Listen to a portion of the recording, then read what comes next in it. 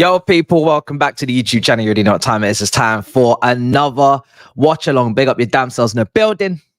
Make sure you smash the likes if you haven't already and subscribe if you're new. Manchester United versus Tottenham. What's going on, Robert? You good, brother? What's going on, brothers? What's going on, brothers and sisters? If there's a few of you, but there's mainly brothers. I know the demographics. Listen. This is going to be fun because we won our game yesterday, so I feel a little bit more at ease with the world. Now, there's a problem, right? And the lineups are on screen for you starting 11s.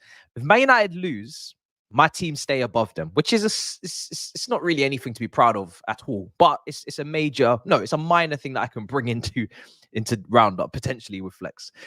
If Tottenham lose, then it's Tottenham, so it's fantastic. You know what I mean? I don't need to explain that. So I don't really know what I should be hoping for, really, to be honest. But I come with many agendas, and obviously it's a sacrificial Sunday, so someone must sacrifice their points. So that's what we're here for. The lineups are on the screen. Starting 11 for Man United: Onana in goal, which is strange.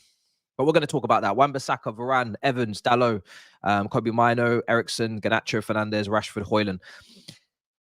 Onana being in this match, really, when you've got AFCON. AFCON started. It doesn't even feel right that Onana is even in this team today. He should be in Africa right now. Do you know what I mean? Representing this country in a major tournament. I don't understand it from his point of view. You're going to miss a game anyway. I'm sure Man United play while you have to go to AFCON. So I'm not really sure how that works. Like the backup keeper is going to get an opportunity to take your place.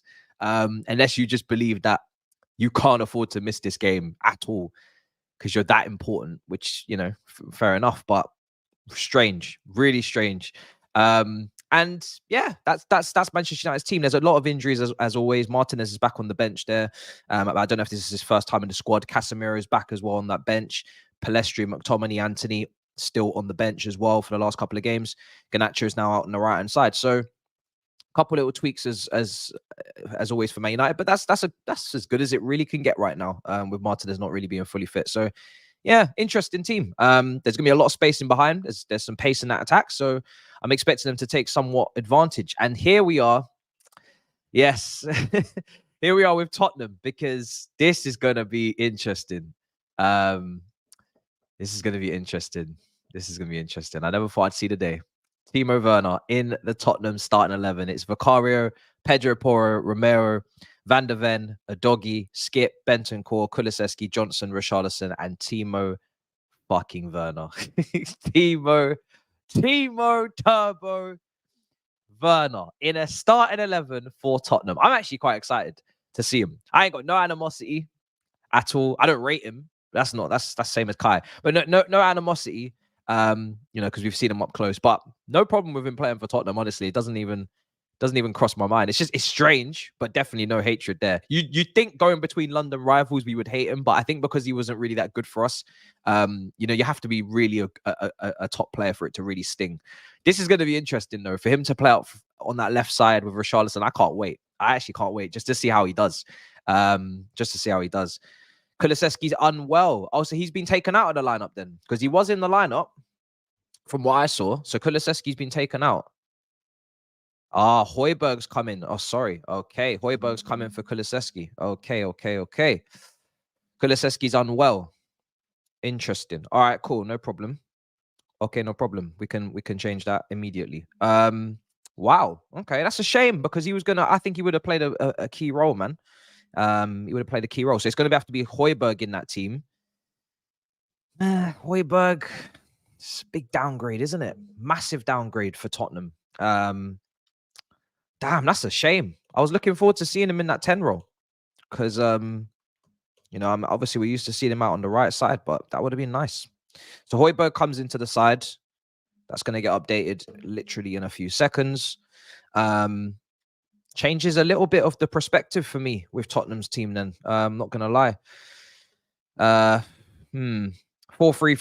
Bentancur will be the furthest to apply himself in the forward areas. He'll be carrying the ball into those forward areas. But Kulusevski would have brought some creativity, would have brought some imagination. So that's a shame. And makes sense why Højbjerg wasn't on the bench. So, okay, well, interesting. We'll see how that goes. The bench is not great. Yeah, the Tottenham bench is very weak. Very, very weak Tottenham bench. Not really much there at all. They've got obviously quite a few injuries. I'll go through them with you now. Brian Gill, probably the most recognized, as well as the new centre back that they brought in as well. But yeah, apart from that, it's pretty bare. Basuma out, Maddison out, Perisic out, Sarr out, Solomon out, Son out for Asian Cup. And then a few youngsters out. Lo Celso out, Ben Davies out as well. That's everyone. Romero was doubtful coming into the game. He seems to be fine. He starts. That's a lot of injuries. I mean, I'm not going to count Whiteman and the other brother, the youngster there. But I'm going to count the key players. 1, 2, 3, 4, 5, 6, 7, 8 players missing. 8 players missing. 10. Now we add 9. Now we add Kulusevski. So 9 players missing for Tottenham in this game. 9 players. That's rough. I mean, we have it bad as well, but that is for Tottenham, who don't have as much resources, money, and depth. That is rough. And Manchester United have Amrabat, Lindelof, Maguire, Malacia, Martial, Mason Mount, all missing from this game. Again, it's quite a few players. It's quite a few players, man. It's a shame we can't see these games up to speed. Up to the top level with everybody available to have all of the resources coming off the bench as well. Would have made for a better spectacle. But yeah, Man United's not as bad, but still, I mean, let's say, listen, Martial's always injured, so let's just cross him out. But everybody else there is an important player as well. But I mean, Mount's being out for the whole season at this point, so yeah, it's kind of mad. Yeah, some are on international duty, like Son. Onana, you think should be on international duty, but is not. He's decided that this is going to be the game that he plays. So yeah, it's a madness. Yeah, Bentancur will be furthest of the 3. I don't expect him to play as a 10, but maybe he will. But I don't expect him to play as a 10. I think Bentancur's better driving from deep, and he's good in the build-up as well. So I expect it to be a midfield 3 with Bentancur just, doing the box-to-box 8 situation with Højbjerg and Skip maybe just tucking in and supporting in the defense.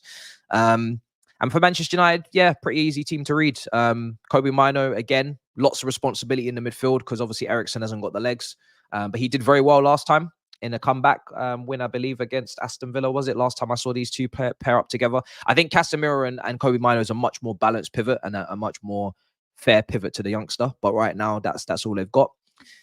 Big game for Bruno Fernandes as well, captain. We always say big games he doesn't stand up as much as he should, so this is an opportunity there. And Højlund still looking for a miracle, still searching for waiting on a miracle. Sorry, let me not butcher the lyric, man. Waiting on a miracle. I mean, he's got that one Premier League goal. I think everybody kind of knew it wouldn't be a catalyst for more in terms of a run, but still on 1. It's not great. 15 games played, 1 goal. It's not great. It's not great at all. So yeah, he'd want to score. He'd want to score. Over 1,000 minutes played. 1 goal, not great. Werner, what are the expectations for him today? Let's get the predictions going because the lineup's already out, so you guys can give predictions, and I'm going to go through your questions while we're putting up this poll. But yeah, Timo Werner today, that's an interesting one. I'm interested to see how he does. All right, let's see. So, and I'm interested to see what Ange is what is the plan for Ange with him. Let's see. It's going to be interesting to see what the plan is. So it's Man United versus Spurs predictions. You got United win, Spurs win. Obviously, I've got one eye on this Everton Aston Villa game, which is currently 0-0 with 10 minutes to go, which is not great for Villa because, I mean, you want to pick up as many points as you can and be in that Champions League race right till the end. Let's see what else is happening. I know that Nigeria were playing. I don't know if it's still on. Is Nigeria still playing right now? And if they are, where are they? Because Sky, they wanna hide the game.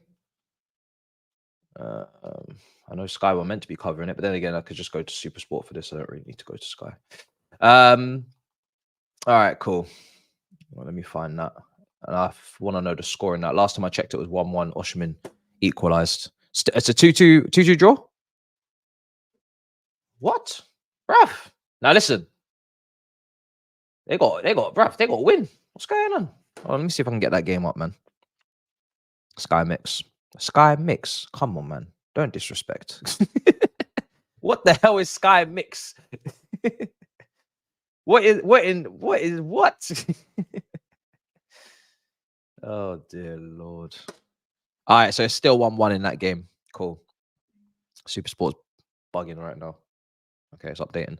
All right, cool. Predictions, get them in the poll. Let's see what you guys are saying in the comments for this game. I thought Nigeria would win that game. I know they've got a couple of injuries. Boniface, I really wanted to start next to Osimhen and attack this tournament, but he's obviously injured. But yeah, I still expect them to win it. All right, let's see what's being said in the comments. We will be covering, actually, let me just say that now. We will be covering an AFCON game this week. I'm not covering all the games, obviously, because it's just impossible for me to do that. But I am covering the big ones in the group stage. So let me just confirm this. On Thursday, we are doing Ivory Coast versus Nigeria, and then Egypt versus Ghana. So it's a double header. Starts from, I think kickoff is at 5 o'clock, so we'll be here from maybe 4:30 or 4. And yeah, double header there for those two games, and then obviously Big Six will be there as well afterwards. So that's the plan. I'm going to cover those ones. Those look to be the best games in the group stage so far. I think some of the groups are a little bit, you'd expect the likes of Morocco to handle business in their group.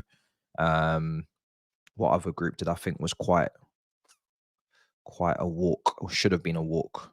Let's see. But yeah, I think Morocco, we have Senegal in Group C, you'd assume would handle business. Algeria definitely should be walking through Group D as well. And yeah, Morocco should be handling Group F. Group E, I'm not too sure actually. Tunisia, South Africa.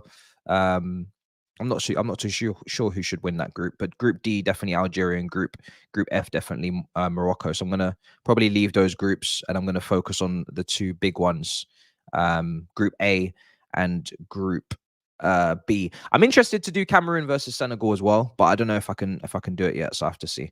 So yeah, those are the ones that I'm looking at. Yeah, Senegal versus Cameroon is definitely taking a fan. I'm definitely taking a fancy to that as well. I just got to see. I just got to see what day that's on and whether I can handle it. Hopefully it's not today. But yeah, all right. Let's see what you guys are saying in the comments. But yeah, we're definitely gonna do Nigeria versus Ivory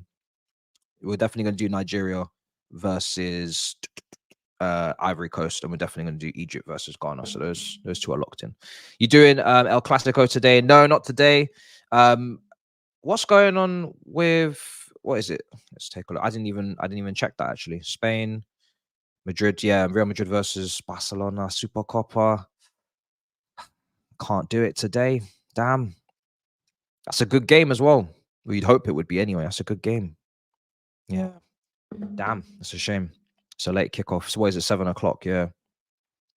Man United starting 11, named bench. All right, let me get that changed. Don't know why it's like that.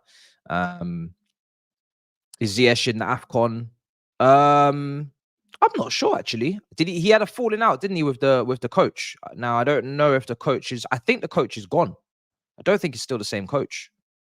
So I don't think so. I'm pretty sure the coach has changed. But you guys probably let me know in the comments in that part there. Let's see. Let me get this changed. Starting at 11. Let's see. There we go. Cool. That should be updated now. All right. He is, yeah? Yeah, he is. Because I think there was a spat between them. There was definitely an issue between them. So I know where you're coming from. But then the manager definitely must have changed, I'm pretty sure. And then he went. So yeah. Ange says that illness has gone through the Spurs squad. Makes sense as to why so many players are missing. It was the old coach, new coach in the World Cup. Ziyech played. Yeah, exactly. Yeah. So that's that situation resolved. That was a long time ago. He played in the World Cup. They're stretching off a man with cramp. Some of the players haven't played much club football. I think there was a goalkeeper. I don't know if it's for Ghana, and he's not played any club football this season. I'm trying to remember if it was for Ghana. or it was for Nigeria, but it was one of those two nations, and I'm pretty sure he's not played a minute of club football this season. So, yeah, there's going to be a couple issues, I'm sure. I can't lie, Dogi and Pedro Porro need to be at their creative best today, helping the midfield. Yeah, I agree. You haven't got much creativity in the midfield, as you usually would with no Maddison and no Kulusevski. So I think, yeah, but I think Angie's going to recognize that. Pedro Porro, very creative. From the moment you signed him, I said, yeah, if defensively he's airtight enough, you're going to get loads going forward. He's a great striker of the ball. He's playing wing back for Sporting Lisbon, taking free kicks, smashing in strikes, wonderful crosser of the ball. He's a very, very good attacking fullback. So that was always a good signing. Whether or not he could defend was going to be interesting because he's playing in a wing back position. And Udogi's taken me by surprise because I didn't know much about him at all before this season. So, but he's come in and he's been brilliant. And he's, Ange allows these men to just go so far forward and underlap and get in these half spaces, and so they're going to definitely be your creators. And I wouldn't be surprised if it will be your two centre backs and then your Skips and Højbjergs and even Bentancur, kind of like how Liverpool used to do with Robertson and Trent. They used to push the fullbacks really high, get them involved for creation and chance creation and crosses and whatnot, and the midfield just used to cover them. So Højbjerg might cover wide areas, Skip might cover wide areas, Bentancur. So I wouldn't be surprised if that's how it is on defending counters a little bit, because those two are definitely very, very, very, very dangerous threats going forward. And yeah, Richarlison, Werner, it's not the most pleasing on the eye type attack you'll see in the world. There could be a lot of turnovers with those two. Even Johnson, we'll see how he does. I'm still very skeptical on the amount of money that was paid for him. It was kind of a surprise to me, but he's been okay. His end product is not really there yet, but he's still young, so I'm trying not to judge him too much. I did find it a bit surprising that he was the first person that was plucked out of that attack and not Gibbs White. I thought Gibbs White would have been the first one to get taken out of there. And yeah, Richarlison and Werner, I mean, listen, these two are chaos, absolute chaos. So let's see how they play, but not my type of strikers, that's for sure. That's for sure. They'll be so open for the counter attack. They will, but they're going to do that on purpose, and that's why Man United, they do have a very good opportunity to pick up something today, maybe even a win. They got pace on the break. Tottenham are going to leave loads of space. The one thing I will say is Vicario is a brilliant sweeper keeper, man. I remember when we was against them with 9 men, and you would have thought we would have done a brilliant job in bypassing, but it took us a while to figure it out, because Vicario, every time we put the ball over the top, this guy just came out and swept up everything. He was basically playing like Manuel Neuer. So Vicario is always there as an insurance policy, but yeah, it's going to be mad. The one thing I will say is that, yeah, in terms of game changers, Tottenham got nothing, man. Nothing on that bench for game changers. Maybe Gill, but we're really pulling up straws here. We're trying to stretch for this one. Man United have got a bit more, but they don't really, though. It's just McTominay that could provide a goal off the bench. Anthony, he's on the bench for a reason. He's nothing to be afraid of. Hard worker, but nothing special. Probably one of the worst pieces of business Man United have done in their history, to be honest, if not the worst. Just doesn't seem to be anywhere near the level needed. Pellistri needs a loan, to be honest, but I don't know if he's going to get one because of the options that they have. They might just keep him for depth, but he probably does need a loan. So there's not much there. I don't watch T20. No, I don't watch T20. F1 football, that does it for me. Would you take Werner or Jackson? That seems like a silly question. Is that a serious question, or is that a silly question? Is that a serious question or a silly question? I think I've read out the stats already. I think you know the stats. 10 goals for Timo Werner in 2 Premier League seasons, I believe. And Jackson is going to surpass that in 1. And Jackson's a better dribbler, better hold up play. So there's not really any competition, to be honest, with this one. Both of them struggle to finish, but one provides stuff outside the box and the other one just runs. He's a hard worker, though. He's a hard worker. I'll tell you that. And one is much older than the other. How old is Timo Werner? Can I ask? Age 27. Okay. He's 27 years of age, a grown-ass man in his prime. How old is Jackson? 22, I believe. I think. Yeah, 22. So, yeah, I don't think this is a conversation. I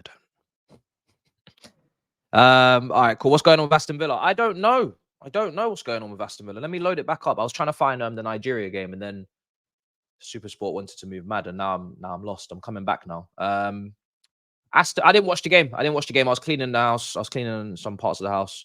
I didn't really expect it to be a great game. I don't know why. Do you know what? On DR, I said I thought it was going to be, I wanted it to be a classic David Moyes, Martin O'Neill, 2-2, 3-2, Ashley Young on the break, Fellaini, Mikel Arteta, Cahill, Petrov, Abonohor. I wanted it to be that. But I just had a feeling it wasn't going to be that. So I just left it. I thought, let me leave that one. And to be honest, if I was watching TV at the time, I would have been watching the Nigeria game over that one, to be honest. But yeah, just had a little feeling it wasn't going to be anything special. And I don't know the context of it, because it could have been an entertaining 0-0, but it's still 0-0 with 5 minutes to go. Aston Villa currently not finding a way through as it is. Has it been a good game, or is it exactly how the scoreline suggests? Has it been a bad game? Oh, it's been dead. Okay.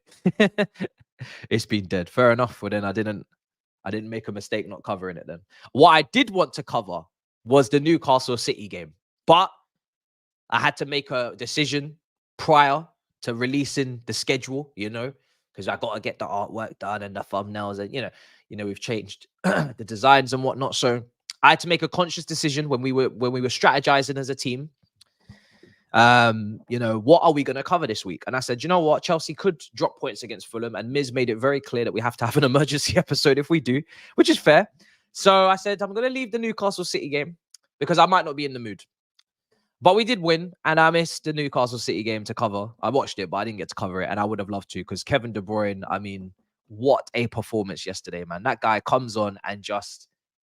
He, like he said, he can only do 20-25 minutes at full pace, but the pass for Oscar Bob and the finish, the way he just passes it into the net, the guy is absolute class. Absolute class. What an individual. And I'm happy for it, because you know me, I'm trying to see... I'm not one of these guys that's trying to stop City from winning the league. I mean, we're not there, so it's none of my business. You know what I mean? If we were in the race, then different conversation. But I don't need Arsenal doing it, and I certainly, and then the next worst situation would be Liverpool. So yeah, I'm more than happy for City to get back on their groove, to go and do their run now and get themselves back where they should be. So until we're involved, which could be many years, I'm not interested. Let them dominate. It's only going to hurt, Man United more. It's only going to hurt whoever's in the race in that time. So yeah, handle your business. That's your business to handle. It's none of my problems. I'm not going to lie. But yeah, man, what a comeback, and what a finish from Isak as well. What a finish, man. What a finish. I mean, yeah, Gordon as well. I had him in my team of the season so far on our Big Six. So we had team of the season graphics go up. I had Gordon at left wing. I think he's been very good this season, to be fair. I didn't get the hype at Everton. So, that's a real non-biased opinion from me, because I ain't got no bias towards Gordon. When Thomas Tuchel was interested in him for 50 million, and I'd watched what I'd watched at Everton, I didn't watch the England under 21s, which maybe was where I lost out on seeing some of the quality. But I thought it's a nice player, but I didn't think game changer like that. I thought system player, probably, which he might be. But I said, system player more. I think in a good system, he could be something, solid. But I don't think he's going to be a special, magician. And he's probably still not, right? But at left wing, I'm looking for something special. This is one of the most coveted positions on the planet. You got some of the most talented footballers to ever play the game there. I'm looking for something a bit more individualism. I'm looking a bit more special. You know what I mean?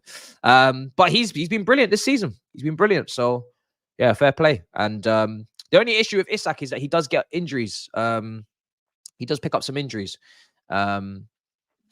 If Isak was at Arsenal, they'd be actually in the title race. I mean, they're still in it, unless they lose maybe three more games. He's a very good player. Ever since he come into the league, we can see that. Very, very technically secure, good dribbler, ball carrier, brilliant way about him. I remember the assist that he got last season. I think it was in a cup game, and it was very Henry-esque. He went through so many players. Remind me of who he played against, guys. I can't remember, but it was honestly one of the best assists of the season, if not the best. Fantastic run that he was on. So yeah, man, he's quality. He does pick up an injury or 2 every season, which is a shame. He's still young, so maybe that can fade as his career goes on. You'd hope. That's the only issue really with him, because apart from that, he's got everything. He's a good finisher, good in the air, brilliant general play, dribbling, everything that I'd want in a striker really right now. So yeah, you know, if you can just iron out those injury concerns, you're sorted. But he is the perfect profile for a lot of clubs. I think, you know, for us, 100%, for Arsenal, 100%,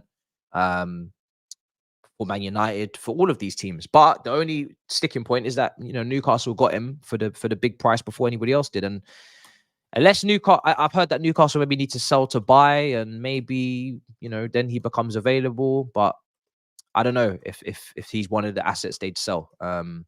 If he is, then I'm sure there'll be a queue. But if he's not, then difficult to get him out of there. But yeah, he's an interesting one. I'm definitely very interested.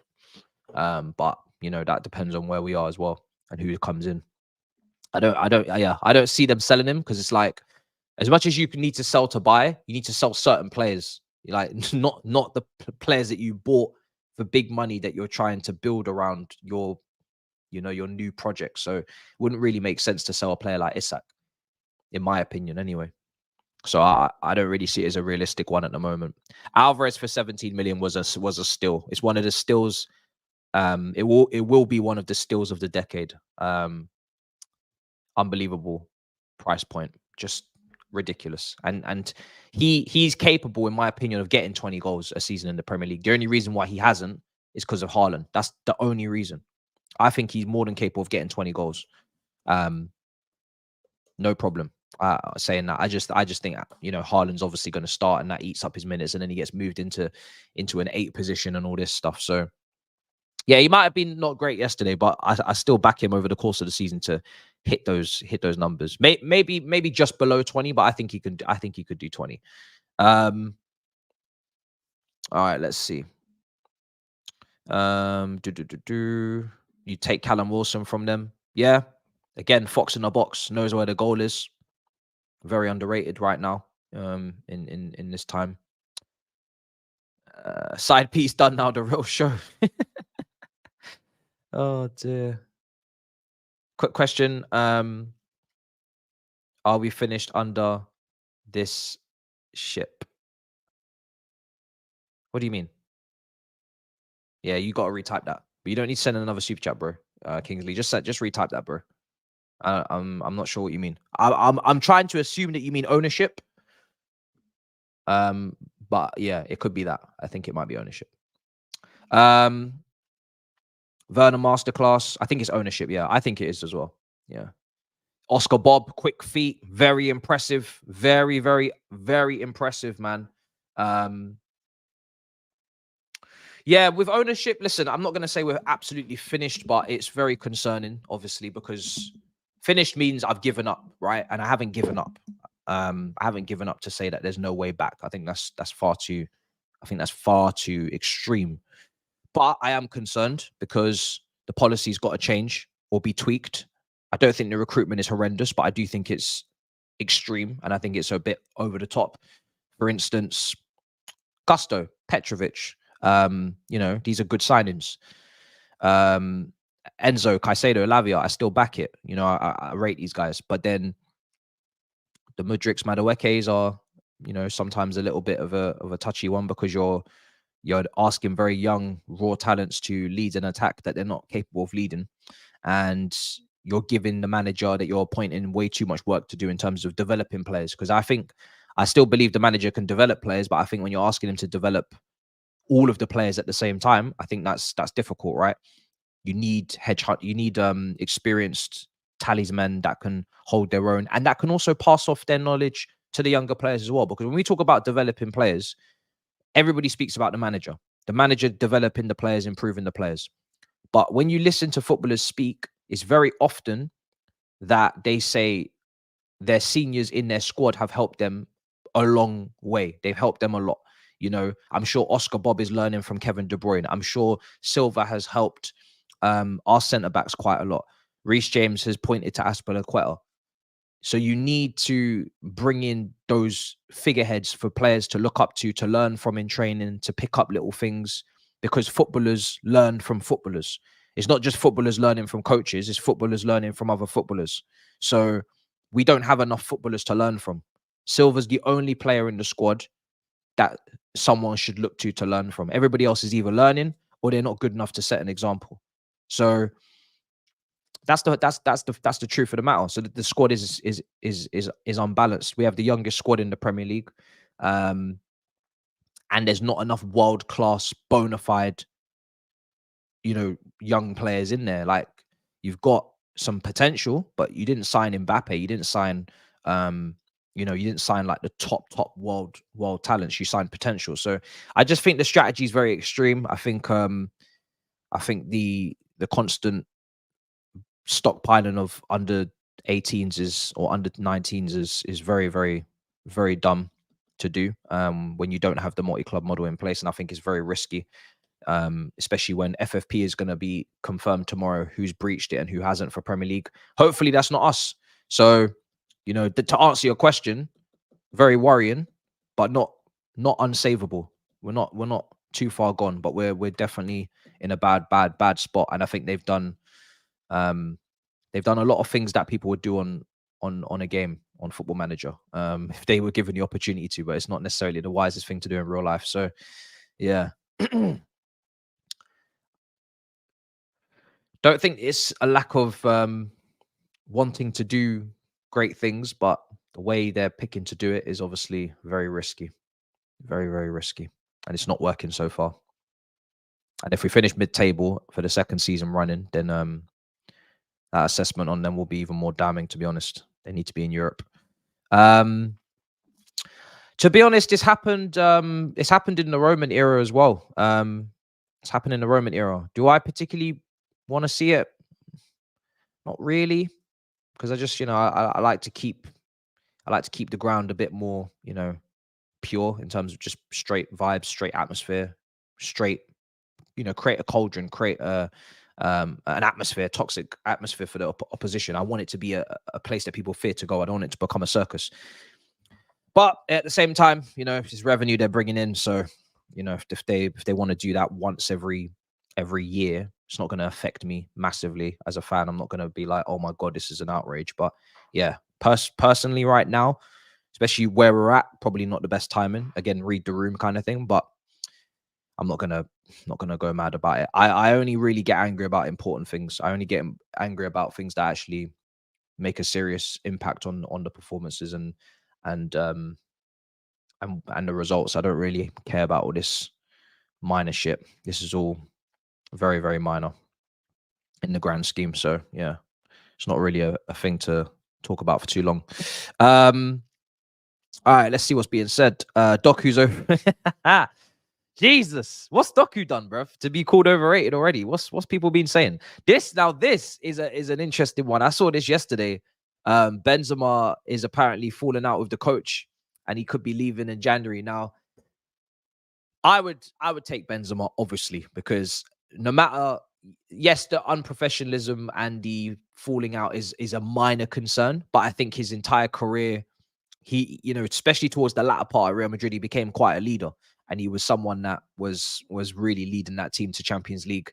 And we saw it right in front of us. So I don't have any worries about his professionalism and his commitment once he's on a stage that he deems probably more serious. I don't think he really rates the Saudi League. I think it was quite clear when they were singing his name on the bus. He very much looked disinterested. He's played for Real Madrid, the biggest club in the world, of, Sergio Ramos, Luka Modric, Toni Kroos. Toni Kroos, he's played with the greats of the game. I don't think Saudi was ever going to be anything more than just a money grab for him. I don't think he was going to find the motivation after winning what he's won, doing what he's done. So he probably does need to leave because it just doesn't suit him at all. But I'd take him on a loan. The wages would be high, for sure. The wages would be very high. CR7's a different case because he kind of feels like he's putting them on the map, similar to how David Beckham went to America and started that. He feels like he's doing that for Saudi. He's thinking legacy. He's thinking brand. He's thinking different. Benzema's not thinking about that, right? But yeah, in terms of a loan, the wages would be high, so that is that even realistic? You know, with our cap. But do they even want to loan him out? And that's the bigger question. You know, they got a truckload of money over there, so they're not interested in loans and little loan fees and covering wages. If they want him out, they want him out for good, right? Unless they're sacking the manager, which it doesn't look like they are. So they want him out for good, and they want money. And that's where the conversation comes. Are we going to pay for a 36-year-old? Probably not. And I don't really advise us to do so. You know, I don't advise us to pay for a 36-year-old striker, but I would like him on loan. But I don't think that's going to happen. So yeah, it's a shame. It would have been a interesting proposition for us, because it's kind of what we need. You know, we need a bit of experience, bit of leadership, someone to take us to the end of the season before we reassess in the summer. So all that stuff would have been playing into our hands with that one. But yeah, I don't think it's going to happen. So, but I've not watched him as well. So for all I know, his legs could be gone. Like you're saying, he could be finished. I don't know. But I'm just basing this off the quality that I saw before the move, and he didn't move that long ago.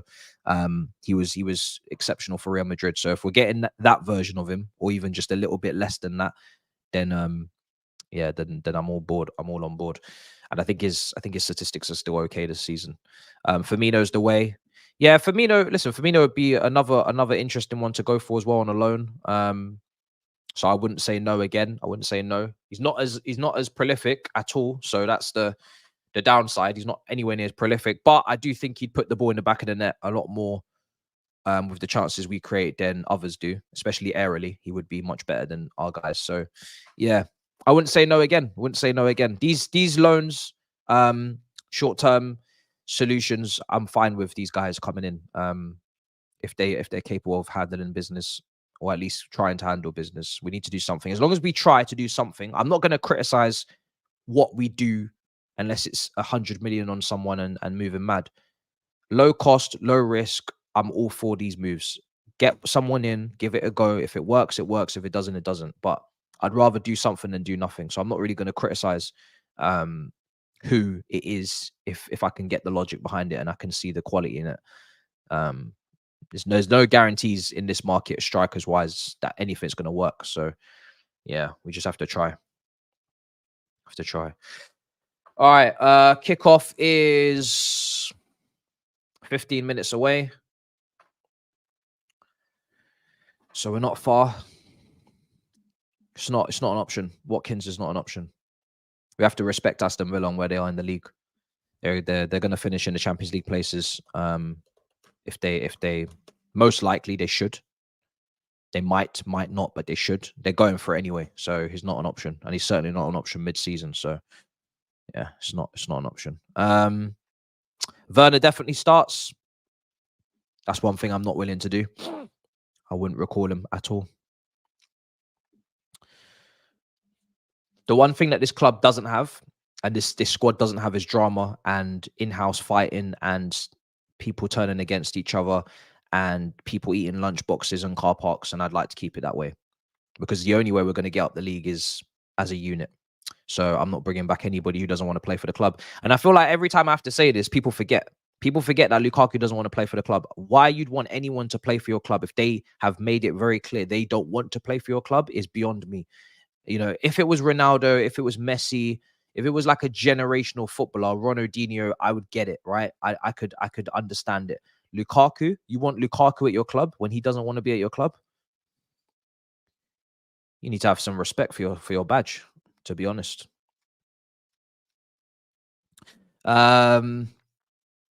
Let's see. All right, cool. Let's see.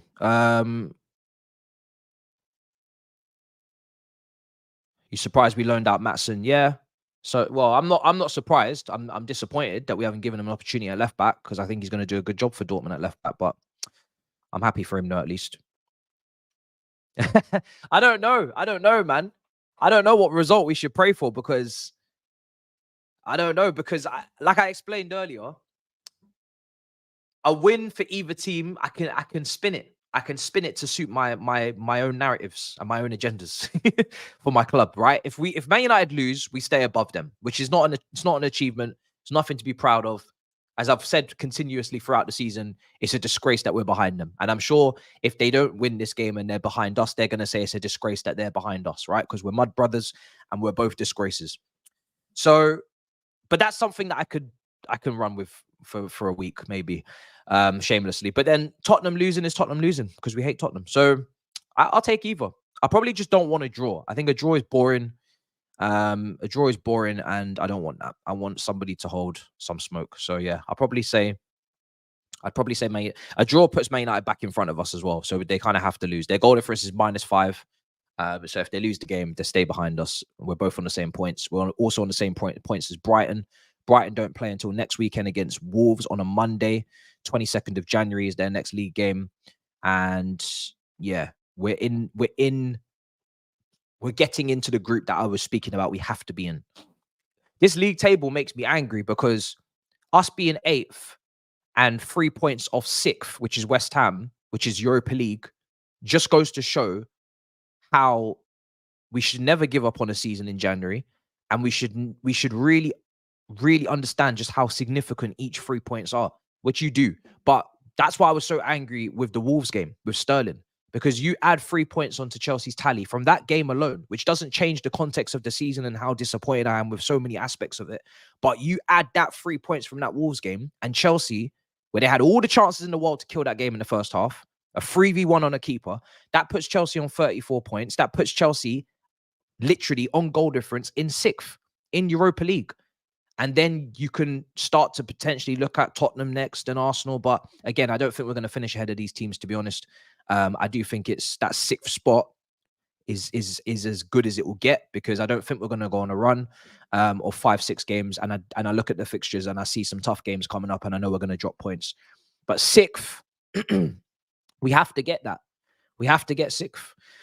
We have to finish ahead of West Ham. We have to finish ahead of Brighton. We have to finish ahead of Man United. And we have to finish ahead of Newcastle. That's like the bare minimum. That's still a disappointing season, but that's the bare minimum. And then you can stomach it if you get a cup on top and build on that. You're in the Europa League next season. You've won a trophy. I can stomach it. It's not a season to forget. It's not a good season, but it's not a season to forget because there's something to take from it. And then we go again.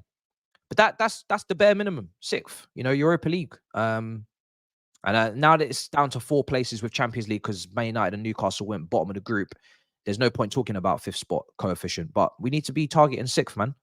We need to be trying to get 6th. I think Tottenham being out of all competitions and then their style of play and the way that they are, I don't think we'll catch them. But we could. You never know.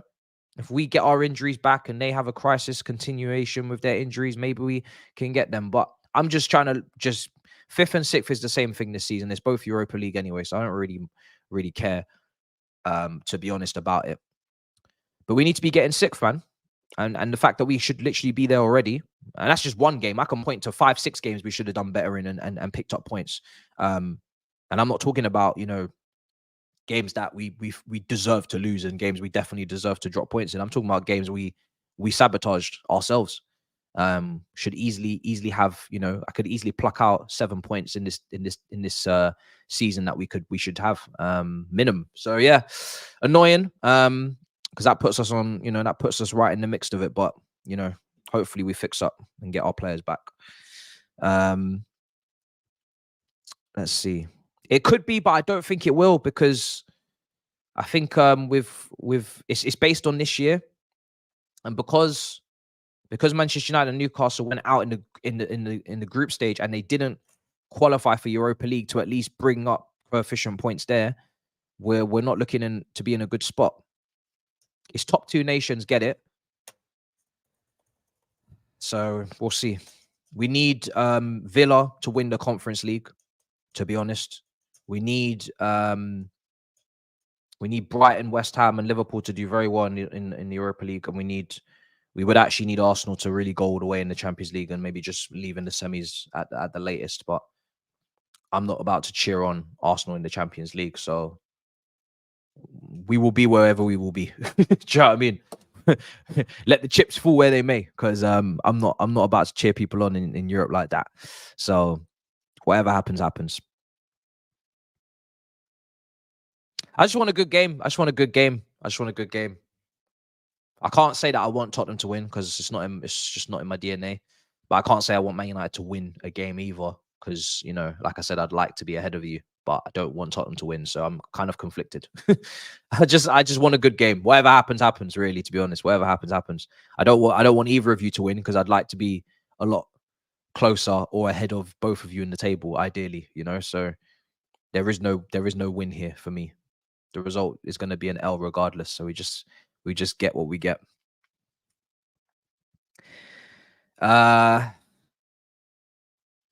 Let's see. I did not see. No, I did not see. Lo Celso's injured. Yeah, Lo Celso's injured. Yeah, Lo Celso's injured. Havertz will win it for Arsenal. What? Let me see. Yeah, of course. The UCL, yeah? Okay, let's see. Let's see what Kingdom Kai can do, man. We're rooting for him. Do you know what I mean? We're rooting for him, man. Let's see what he can do. All right, cool. Make sure you smash up the likes. There's over 800 of you in here. Let's get that comfortably over 200. Let's not waste any time. And kickoff is 7 minutes away, so I'm gonna switch up the screen. There we go. That's ready to go. Timer will be there as well. Let's see what the poll's saying. What do you actually think is going to happen? Tottenham 54%, Man United 28%, and draw 18%. Interesting. I'm kind of surprised it's that one-sided for Tottenham. I thought it'd be quite an even poll. As much as I don't rate Man United, that high line is going to be there, and Man United are going to get chances 100%. They're going to get enough chances to score. It's just whether or not they can finish. If Rashford was in the form that he was in last year, I'd make Man United favourites, to be honest. Regardless of any other context, I'd make Man United favourites for that alone. If Rashford was just what he was on last season, imagine Rashford's form last year with this high line. Oh my days. Oh my days. That brother would be cooking. But he's not the same Rashford. Rashford of last year with Andrew right now, match made in heaven for Man United. Match made in heaven. And yeah, they do have both centre backs back. I get it. They do.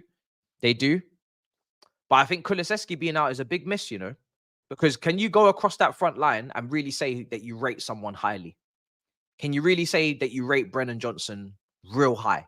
Can you really say that you rate Richarlison and Werner real high? You can't. You can't really. So that front three is very, very iffy. You know, I can't back them to handle business like that, to be banking on Tottenham. That's why Kulusevski was big for me. When Kulusevski was in this team, I had them as slight favourites, and I said Tottenham will win it because I thought Kulusevski would play a massive part. But now Kulusevski's not there. I think it evens the playing field a lot more. I really think it does. And those two centre backs being back is not going to stop the approach, and it's going to enhance the approach, and it's going to make it's still going to mean that there's chances. There's still going to be chances regardless. But yeah, let's see. Yeah, you can't rate Man United's players either. It's true. It's true. Varane is there. Just get it on target. Onana's trash. I can't believe he's there. I can't believe he's there, man. I really can't believe he's there when he should be getting ready to play a game for his country. I just find it insane. I really do. It's not like the game is in like 2 days. It's now, bruv. Like what's going on? When do Cameroon play?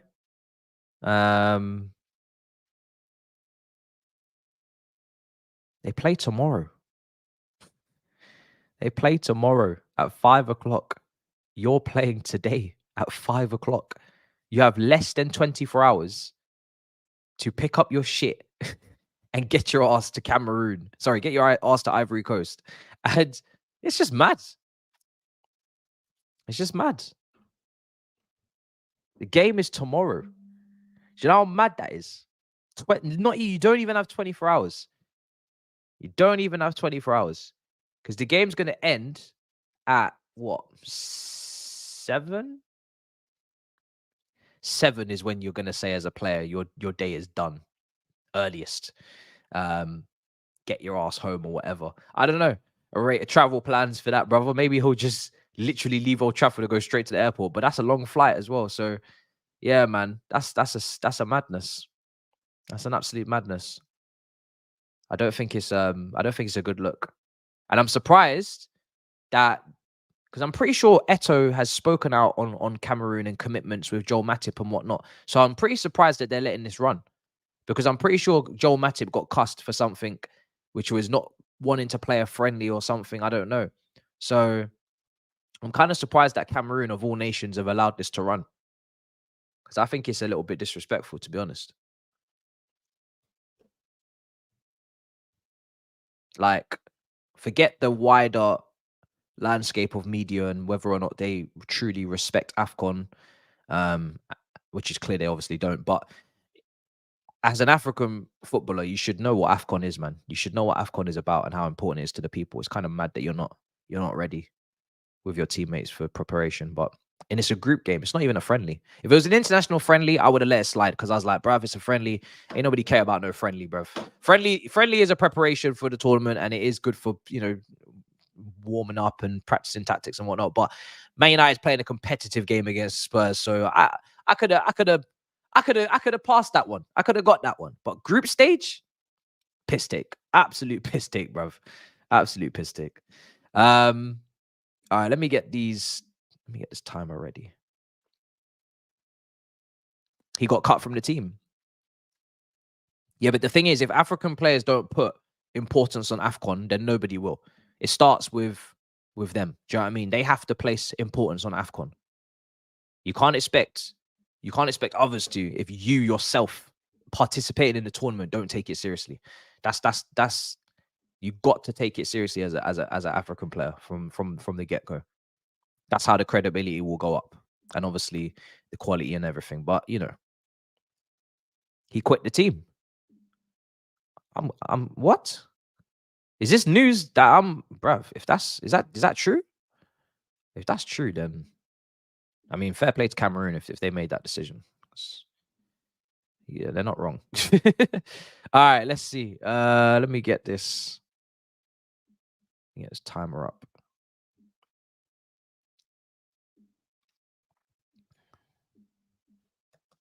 Because the amount of talent in Africa is nuts, man.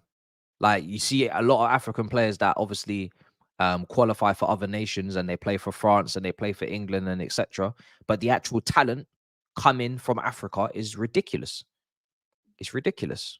So they need their respect, because a lot of the quality players have come from there. A lot of the legends have come from there.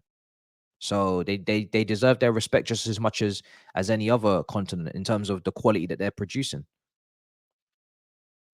They're not producing any less quality of footballer than other continent. Obviously, Europe has obviously got the facilities and the money, so you're gonna get more. But in comparison to other continents, they're doing their thing, man. They're more than contributing. So why are they not getting their respect?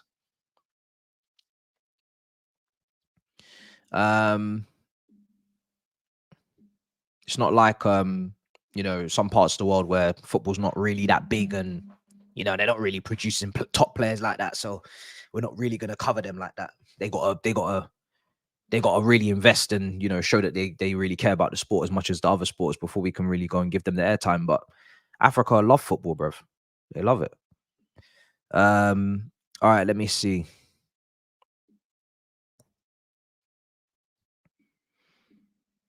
Let's see, bro.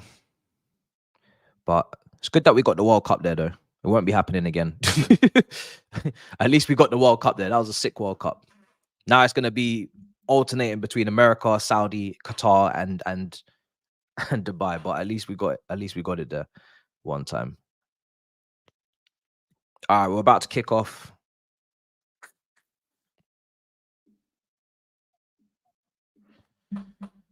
90-minute timer on screen. We're about to kick off if we haven't already. Okay. Man United versus Tottenham. All hell is about to break loose at Old Trafford.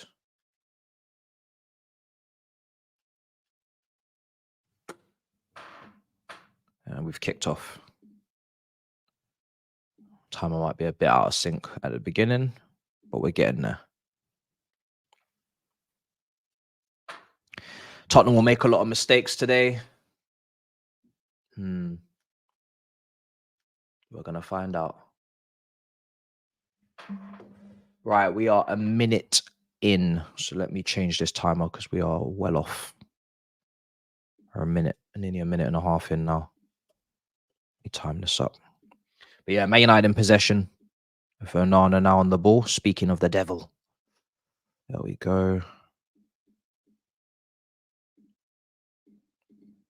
2 seconds. There we go. All right, we're in. There we go.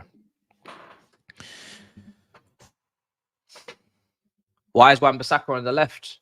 I don't know. That's a strange one because I've never seen him play left back before. I know Dalot can play both sides. So I'm trying to think tactically what the idea is there. If that's even something that's going to stick for the whole game where they just got muddled up at the beginning. Yeah, we're 2 minutes in. Yeah. Skipping the 10. Here's Richarlison. Bentancur, cross coming in, and Onana collects. If that had just been a bit more lofted, then Timo Werner was there on the back post. Here's Garnacho. Bruno Fernandes plays it through to Rashford. Touch is a little bit off, but he's squaring up to Porro. Cuts in. Still going Rashford. Oh, my days. Hairline. Oh! Oh, my God. Oh, my days. What a finish from Rasmus Hairline. Oh, my days. He's just taken the net off. 2 minutes in. This brother has just absolutely thunderblasted the ball into the top corner. I did not see that coming. It looked like the opportunity was gone because Rashford was just trying to take an extra touch, and bodies were just flying in to try and block it. And Rasmus Hairline, as soon as he got this on his left peg, the ball was never seen again, bruv. It was never seen again. Like, as a goalkeeper, that there is literally nothing you can do about that unless you want to get your head taken off. Look at the absolute pace in that strike. He hit that with sure venom, with pure anger. It's a tackle from Udogie that makes the ball fall to Hairline. He takes one touch, takes another, and then just absolutely rifles it into the top corner.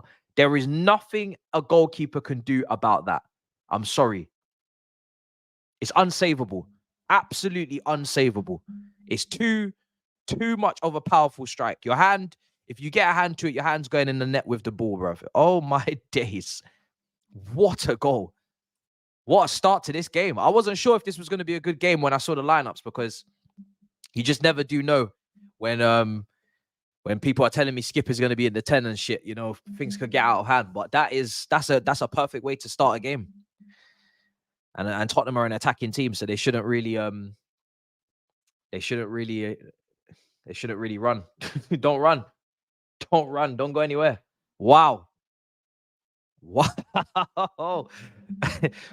Dennis is saying people here really thought Spurs had a chance.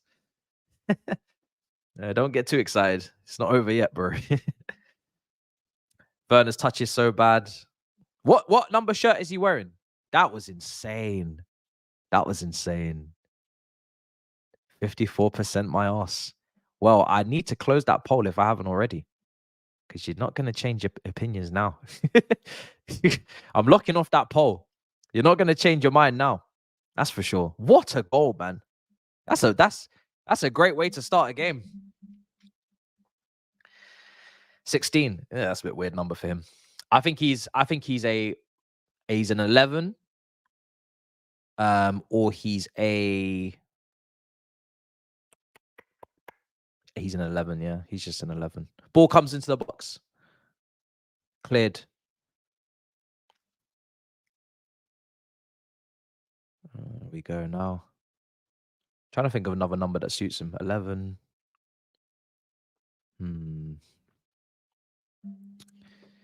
11 or 19. 19's a shout, actually. Yeah, 19's a shout. 14. I did think of 14 too. Yeah. Yeah, 19, 14, 11. I like those. Wouldn't give him a 9. Can't shoot. Can't shoot well enough. 17 or 19. 17. Interesting. All right. So here we are. Dalot, cross, out for a corner. Out for a corner. Man United, full steam ahead. And there's loads of space, as we see on that counter-attack. Just loads of space. Lots of commitment on the overlap from Dalot. Maybe that's the reason as to why he's on that right-hand side, just to help Garnacho create a little overlap. As Garnacho is obviously his stronger side's on the left wing. So he said, all right, Rashford, you get to play your stronger position, but the right winger is going to get more help from their fullback because they're in their weaker position. Because we know Garnacho would rather probably play on the left. So maybe he's just being fair to the two wingers. Like Rashford, you get nobody to combine with, but you get to play your strongest position. That might be the way. Evans' elbow. Corner comes in. Shot from Rashford. Oh, just wide. 7 minutes gone. This game is off to a mad start, bruv. Loads going on. Hopefully that just opens the game up now and just makes it a proper spectacle. Because I'm so annoyed I didn't get to cover the Newcastle game that if this wasn't a good game, I'd be even more annoyed. This has to be a good game after what I missed yesterday. So has to be a good game to make up for it. Oh, out of play.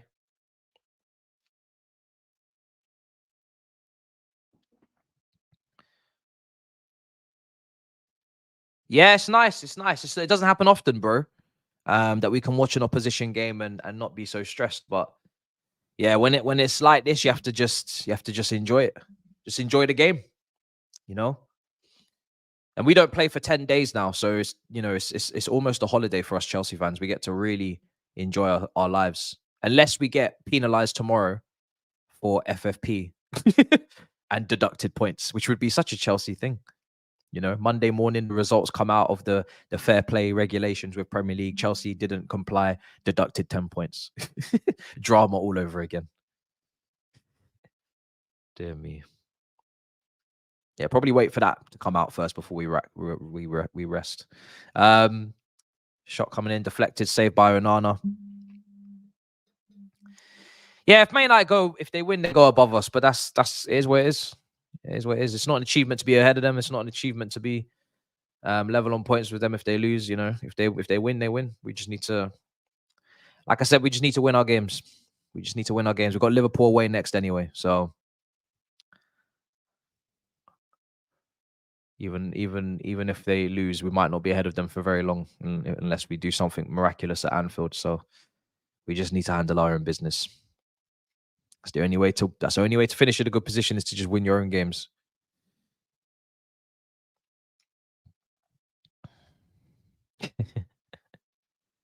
Or you can eat Chelsea emergency stream immediately if that happens.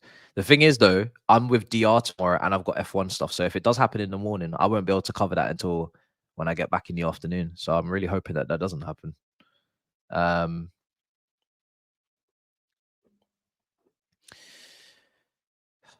Tottenham in possession. Let's see.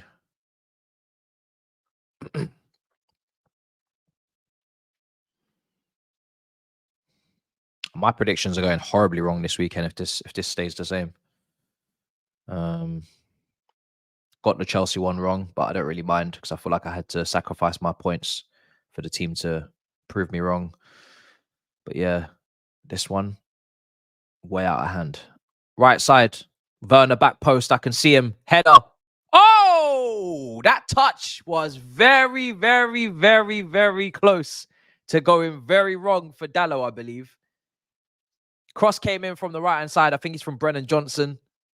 And he just clips it to the back post for Werner. It's a great cross. It's going well wide, by the way. Well wide. And I think it's actually Evans, sorry, that gets the touch.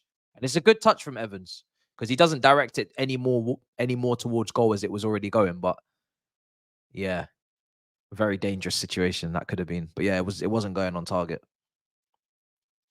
Ball comes into the box again. Oh, cleared off the line. Cleared off the line. Man United just about get away with it. Tottenham banging on the door for that equaliser. Very, very close to conceding the equaliser there. That was a proper near post header across the goal. I'm not sure who was on the post. I'm going to assume it was a fullback, maybe Dallo, that got that away.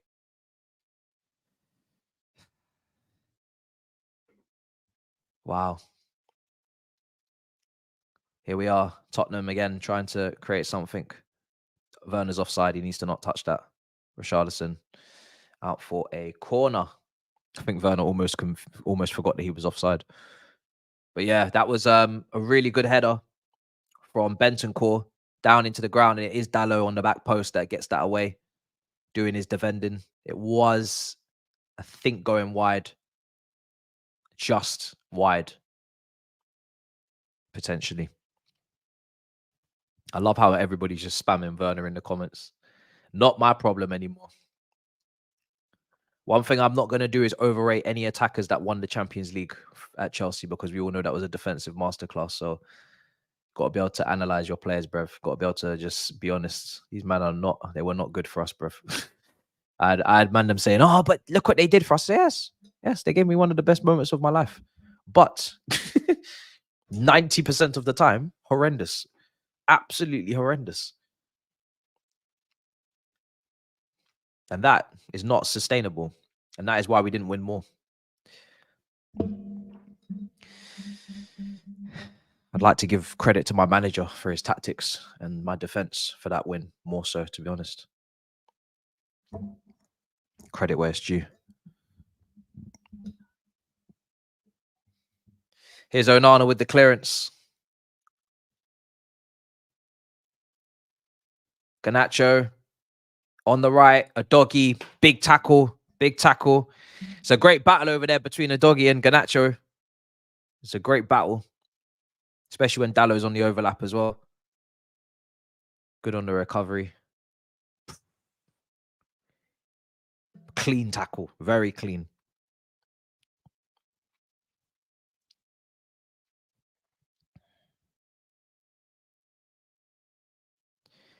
Yeah, we were tough to play against, for sure. For sure. No, I'm not including Mount. I'm not including Mount because Mount got Player of the Year and was very, very, very much contributing for a few seasons, for sure. I'm talking about I don't classify Mount as an attacker. I classify him as a midfielder playing in attack. Because that's what he is. Whereas Mount and Havertz are actually attackers. So that's the difference.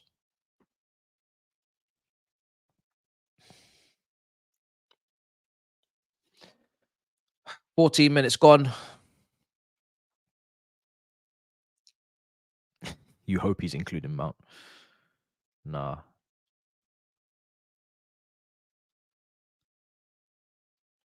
Listen, Mount didn't end it great, and in the end, him leaving was, and in the end, it was a bit of a relief because the amount of polarizing opinions, and it was just honestly toxic. So he wasn't worth the toxicity, is what I would say. He wasn't worth the toxicity.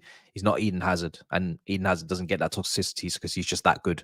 So he wasn't worth the drama, even though it wasn't all his own making. It was mostly the circus around him. But yeah, wasn't worth that drama. But he's definitely contributed. You can't turn back time and say he didn't contribute. He definitely contributed. Only kind of drama I'm taking with that is world class top players. That's the only time I'm taking that drama. Here's Dallo.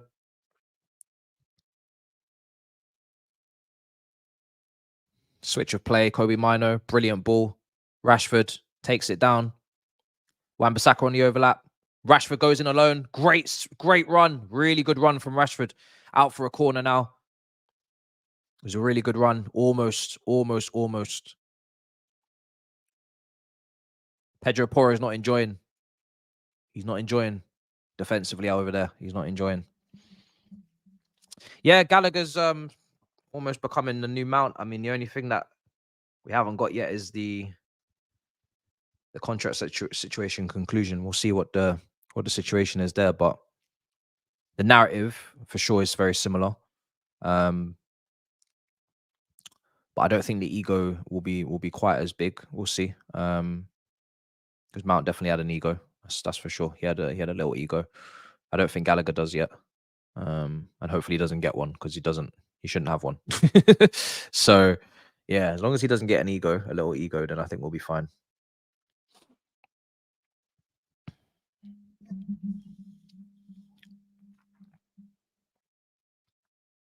Your mouth is moving a little bit like a rat.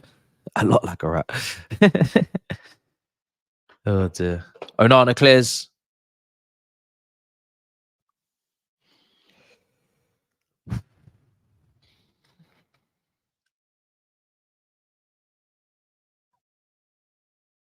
Yeah, he shouldn't get. Listen. He shouldn't really be getting a banner, because the standards shouldn't be that low. But you know, it's their money. Let them. They do what they want with it. I'm not gonna. Again, I only rant and cuss about the most important things, which is the performances and the results.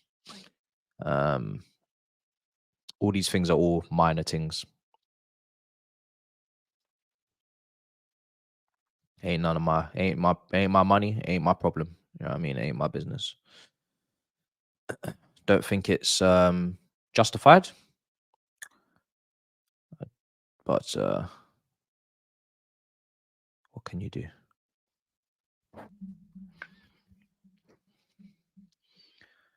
All right, so who's got the throw-in on this side now? So Onana on the ball.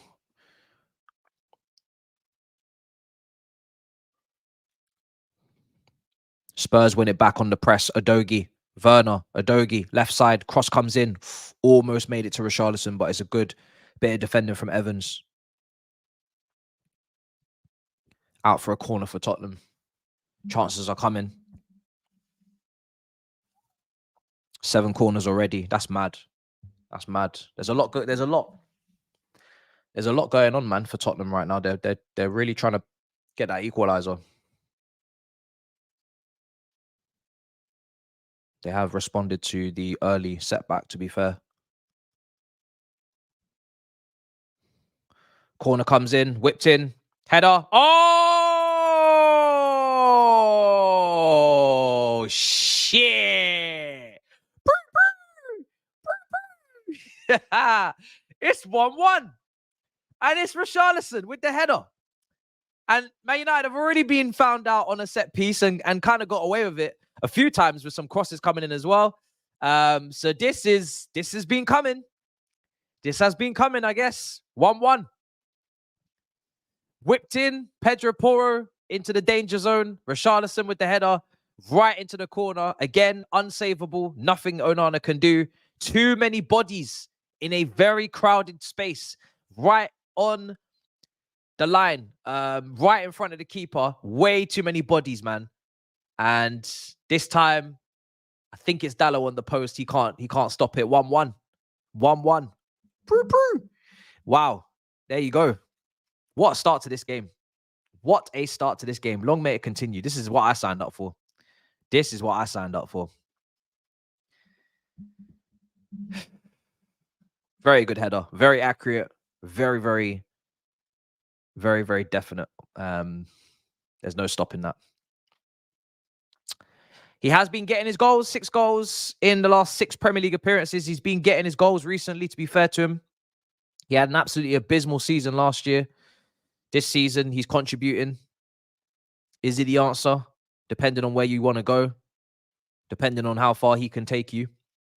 If he keeps improving. But, you know, for the value for money, certainly not out the woodworks. But he's starting to, you know, contribute, which is a start. So fair play to him. He's got a way to go. 20 minutes gone. That's a madness. 1-1. Loads of chances, loads of opportunities. The game is played at a nice tempo as well. It's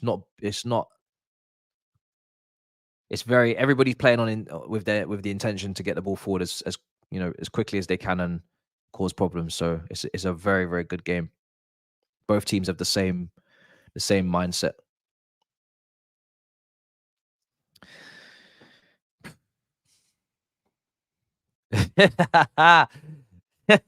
Both the number 9s got their goals early doors because we know them man are under pressure. It's true. Can Werner get involved as well? And Rashford, those left wingers be under pressure as well. So the two strikers have got it out of the way. They're under pressure. They need goals. They got it out of the way. They've contributed. Now let's see if the two left wingers, let's see if they can get it off now. That sounds mad. Get it out of their system. Werner, man. Wait, let me see, because you've obviously seen something I haven't seen. Oh my days, something's about to happen. Let me see Werner. Go on, Timo. Timo. Timo. Timo.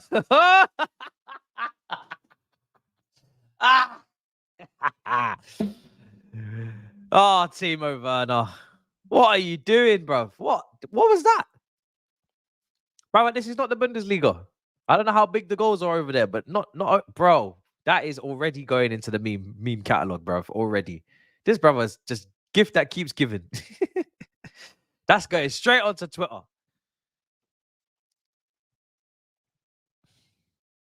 That's going straight onto Twitter.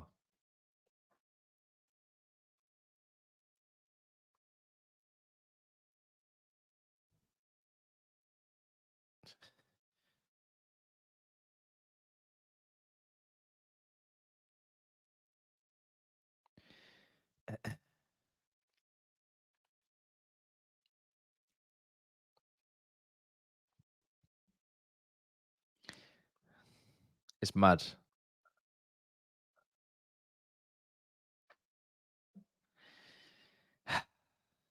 Turbo Werner.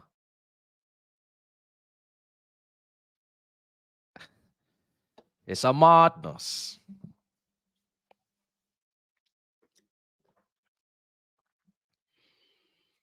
Here's Bentancur.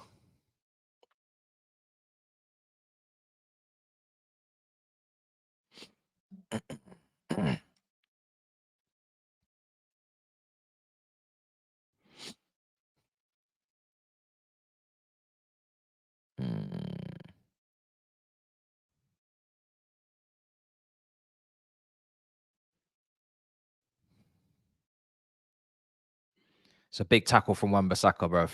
But he's got the ball on Johnson, but wow, did he make a connection whilst he went through? So he's being booked, I think, on the connection. He's being booked on the follow through. He did get the ball, to be fair, but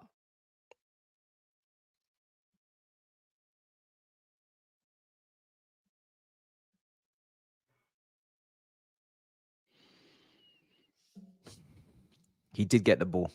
So the booking is it's one of those bookings that are given in the modern day, but the people that love the contact and love the game for what it's got to be, it's not a booking. It's not a booking at all because he got the ball.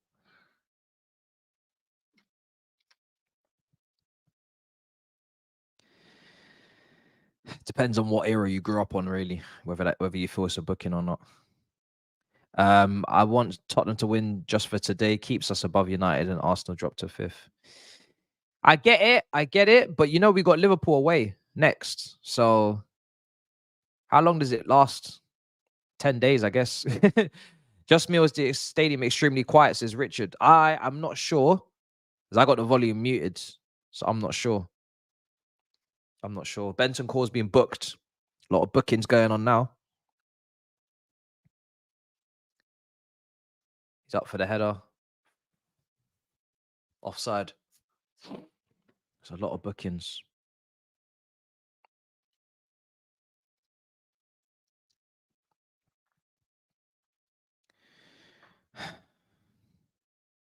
Why don't City players get booked for dissent?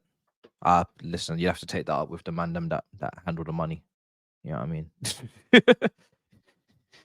You got to take that up with the man them that pass the money under the table. That's not something I can answer. It's depending on what they, what's going on there. That's not my business. That's not my business. That's out of my pay. Left side, Udogie. He's a problem. Dalot does very well. Gets the ball back. Manchester United back in possession. Pipe down, buddy. Do you remember Timo's debut goal against Southampton? I do. I do remember it. Yeah, I do remember it. He had a good game that game, if I remember correctly. Well, when I say good game, I mean he persevered. Let me put it like that. He missed some chances. He should have scored more, but he persevered. He put the work in that game. I should say that.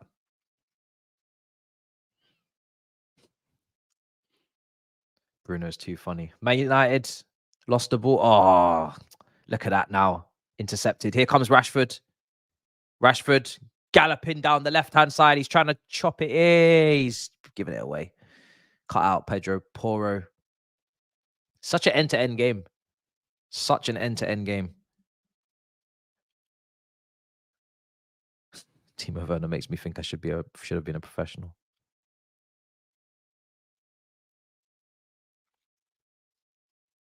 So 27 minutes gone.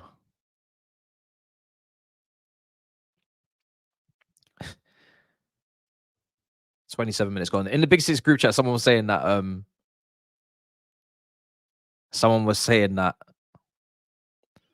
that Ten Hag, Man United have aged Ten Hag 10 years. He looks like a corpse. That's what they're saying. They've stressed him out. I think he stressed himself out, bruv. He's got very confused about what he wants to do. He was calling him a fake footballer. Thabz is not on board with the Timo Werner thing. And I think a lot of people have gobbled it up because obviously Ange has got credit in the bank for how quickly he's got Manchester United to Tottenham where they are in terms of style of play. But I think you just got to just base it on what you see and what you think, to be honest, because if you start saying, oh, well, look, you're going to support, so there's no conversation about that. Same with me. When any signing comes in, I give my opinion on the signing, whether I wanted them or not, and then I support them. I didn't want Madueke or Mudryk, but I support them. But because I didn't think they were ready. But you just have to give your opinion on what you think, because these managers, they don't always get it right. You know what I mean? They don't always get it right. That's clear. So there's no point just saying, oh yeah, just whatever happens. Like unless you don't want to really discuss the game in that depth. But people have watched enough of Timo Werner to have their own opinion on him. They don't need a manager who's been in the country for what, 3 months, 4 months, 5 months, 6 months to change their entire opinion on a player. It's just not going to happen. The only way that's going to happen is if he turns Timo Werner into some sort of incredible player, which I'd be incredibly shocked if he did that. Whatever happens, it's going to be all system based. His level as a player is not going to change. He's good. What I'm seeing right now is exactly what I saw at Chelsea a few years ago. Everything is the same. So the only thing that's going to help is the system. Maybe the system will bring him to another level, but it's not going to change anything else.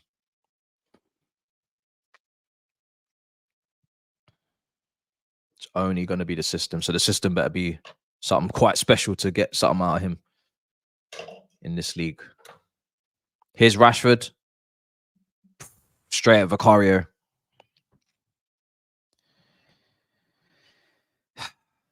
Straight at Vicario.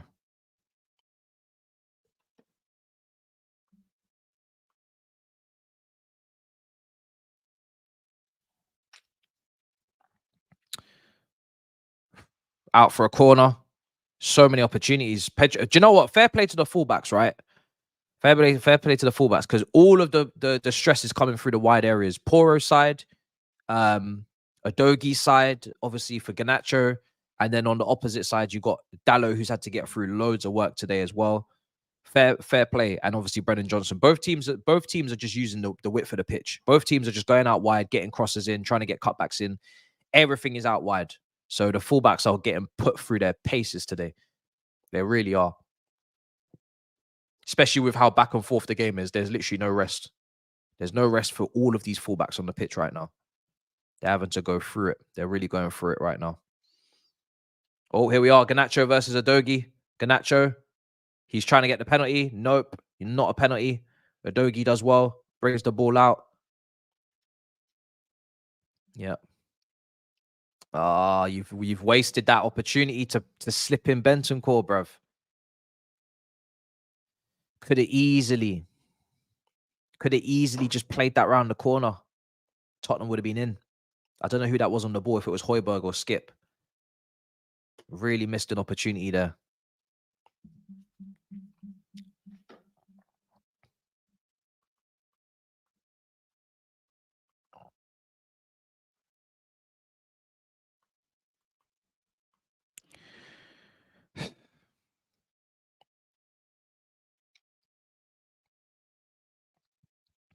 People are saying pen.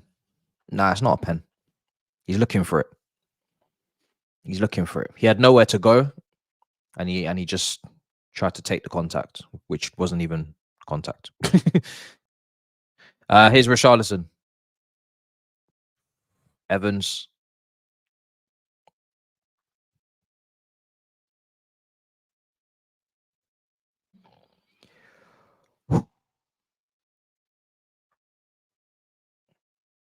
Pedro Porro's quality. He is indeed. He is indeed. Here's Wan-Bissaka. That's a shit pass. Jesus Christ, what is he doing? What's he doing? He had time to think about what he was doing. What's he doing? Tottenham have had 7 shots to United's 2. 1 on target for United to Tottenham's 4. More possession as well, but same amount of touches in the opposition box. And that's why, despite those statistics, it doesn't feel like a one-sided game at all. It does feel like pretty even.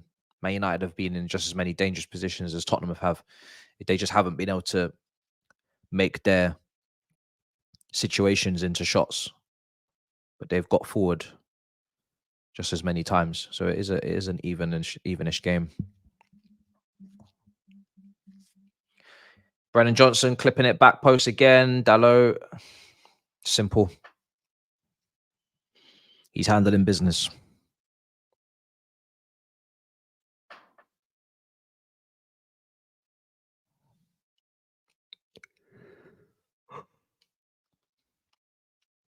Play through the middle. It's good build-up play from Tottenham. Really, really good build-up play. They've got out of Manchester United's press. And now they're going to play out wide. It's a brilliant pass. Richarlison's now front of the queue. And it's overhit. Timo Werner on it now. Højbjerg.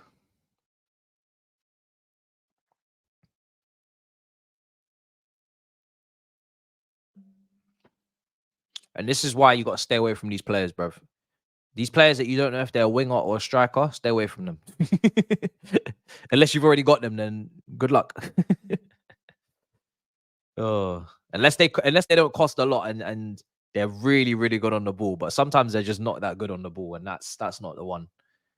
Like winger or striker, Isak is a good thing because he's actually good on the ball and he can dribble and carry it and whatnot. So you can just max out his versatility. For Arsenal, you could play him left wing for Martinelli when he's not in form, or you could play him instead of Jesus if you want someone who's a better finisher. But a winger or a striker that can't dribble, but he's a winger striker, nah, it's not the way.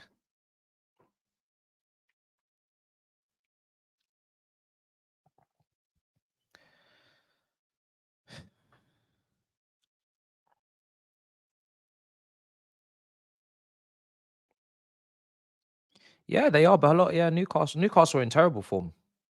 Yeah, they're below us. They're in terrible form, man.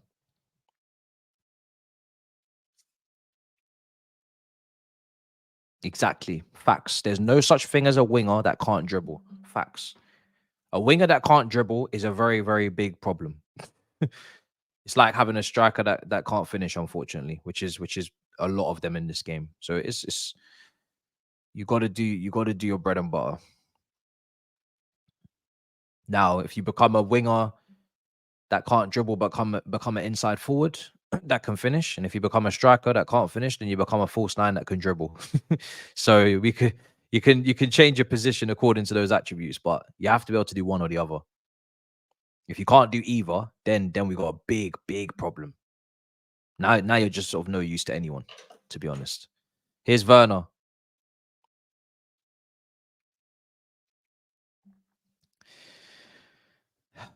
Winger that can't dribble equals fullback.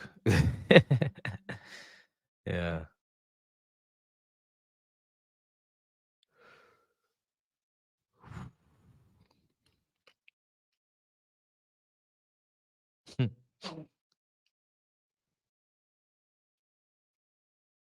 Left side. Werner.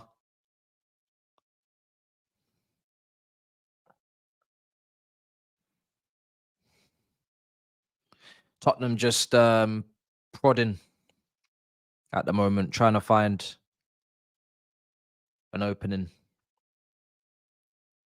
Keeping the ball at the moment till they find some space. They don't seem to be in any rush. Pedro Porro is getting into some very advanced areas, as you can see. Oh, they're trying to find Porro as much as possible. He is their creative leader in this team today.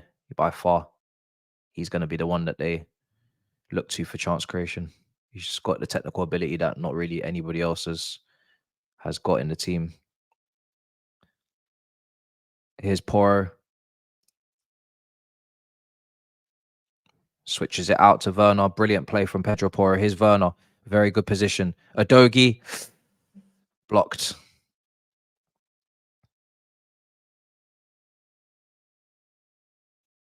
Here's Dallo. Out wide. Man United. They got space on the left. They got space on the left with Rashford. Bruno Fernandes.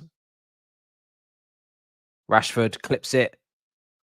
Oh, it's off the post. Jeez. Almost an own goal. Hairline cutting in, blocked. Almost an own goal. Very, very lucky. I think so. Very, very lucky. Very lucky. Very, very fortunate not to get an own goal.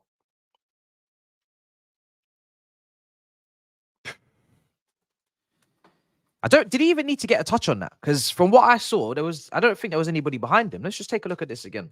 There is Garnacho. It's Rashford. Yeah, Garnacho's actually offside.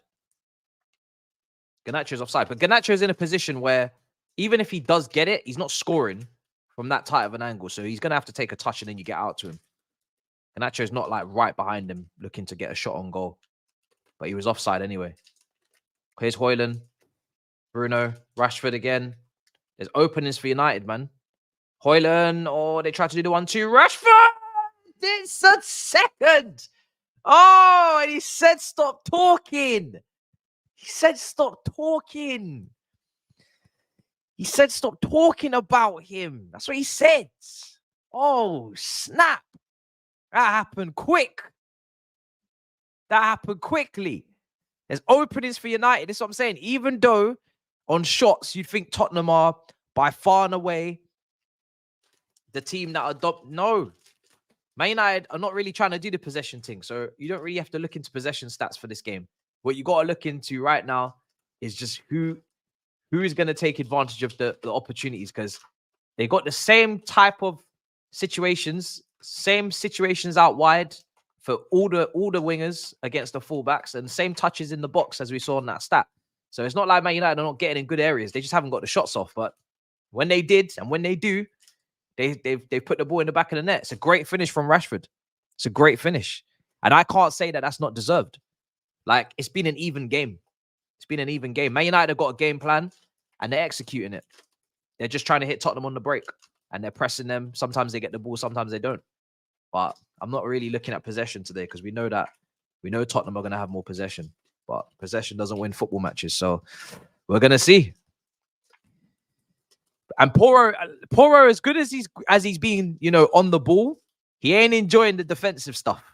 He ain't enjoying the defensive stuff with Rashford. We said it earlier. He's not enjoying the defensive stuff with Rashford. He's not. He ain't enjoying. But he's not a lockdown fullback. He's a wing back turned fullback from Sporting. So it was always going to be a question as to whether or not he was going to be able to always defend against every option coming up against him. But yeah, today, not easy. Great player, but ain't easy. 41 minutes gone, 2-1. We're living large today. That's why I had to get some biscuits, bro. So I just snack out, bro, because this is a movie. Also, can I highly recommend to you guys, if you haven't seen this film, right? I went to the cinema yesterday, right? Beekeeper. If you've not seen Beekeeper, highly recommend. Great film. You guys need to go watch it. It's so good. If you've seen it before, then just cosign. Give me the cosign. So I'm not waffling, but Beekeeper's a good film, man. Really enjoyed that. Went to see it last night. Proper. Just all action-packed, crazy stuff. Brilliant stuff. Mad.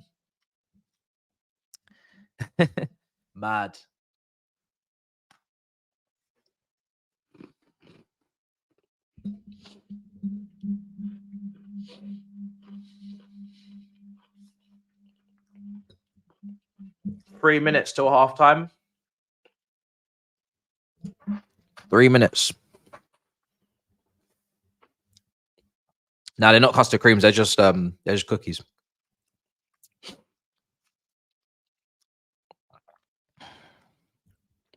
Still think it's going to be a draw.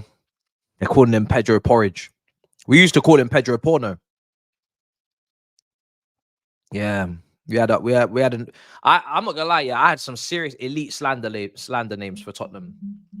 Postecoglou was one. His Rashford. Oh, he sat him down. Wan-Bissaka. I had some elite slander names. Yeah, they are elite. I don't know. I don't think there's custard creams in this. This is a Fox's favorites situation.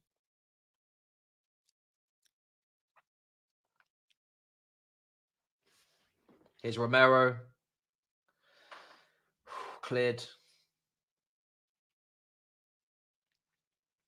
Bentancur out for a throw.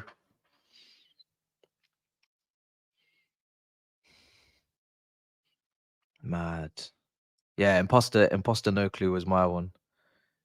Early doors. And Pedro Porno was mine as well, but he's been too good. He's been too good to call him that.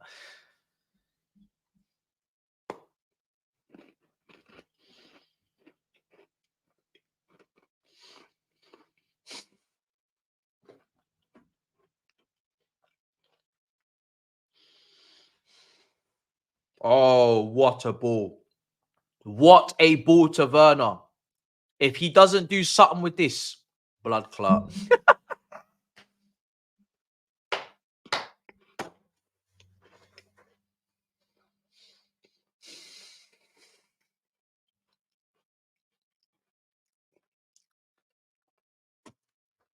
They said Tuchel can't coach an attack.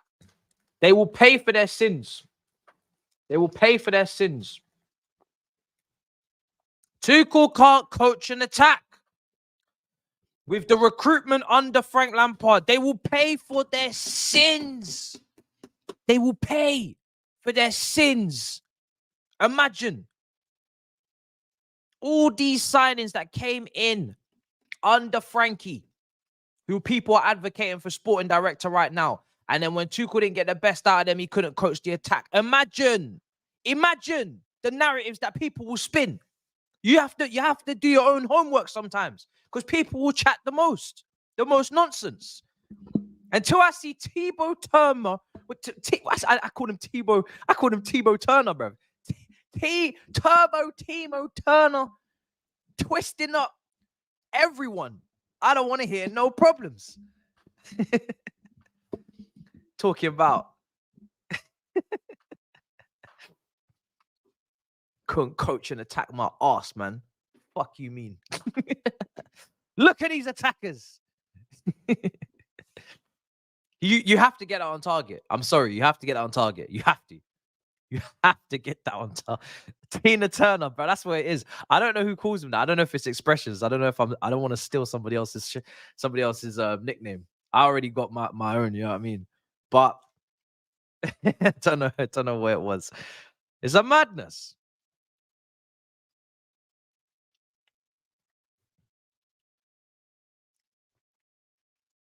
Listen. Where's Iceman? Because I ain't seeing him in this chat. Iceman, rise. Because I remember you saying you always rated him, and you know, this guy, I miss him so much. So please don't go anywhere. Because I know you was trolling, because you're just trying to stand out. But now we're gonna call you out.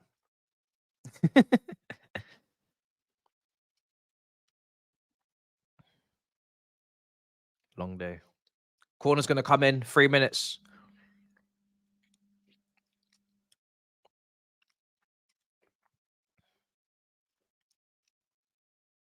Corner. Oh! Oh, off the bar. Yo, this game is fire, you know. Oh my days. The way that crashed the bar. Couldn't have connected with the bar any more than it did. Shot just wide as well. Almost 2-2 right at the end of the first half. Wow. You know, he's so close to goal. He's so close to goal, Romero. He attacks it. You know, it should go in, you know. From that position, it should go in, but he's hit the crossbar. Sometimes people just unlucky. What can you say? That's the fine margins, isn't it? Could have easily just clipped off the top of the bar and gone in. It's centimeters, but wow, that was close. That was very close. Wow. What a game. What a game. I'm enjoying, man. I'm enjoying. This is a great game. This is a great game. Yeah, there is El Clasico, but not for me, unfortunately. I'm balancing watch-alongs this season with also videos because I got to put out a video tomorrow. And I am going to put out a video on this game as well. So I'm just trying to make sure I don't do too many 5 to 8 hour stints and then absolutely shake myself in terms of videos and having the energy to record. So, but I also didn't even know that game was going on, to be honest.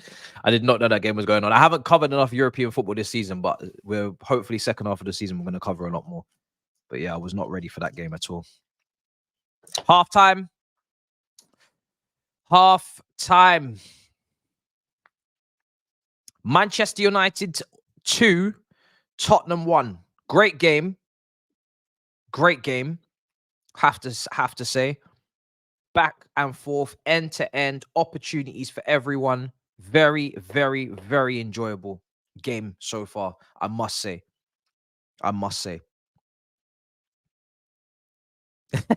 Saeed is putting in 10-hour shift every day. What is this laziness?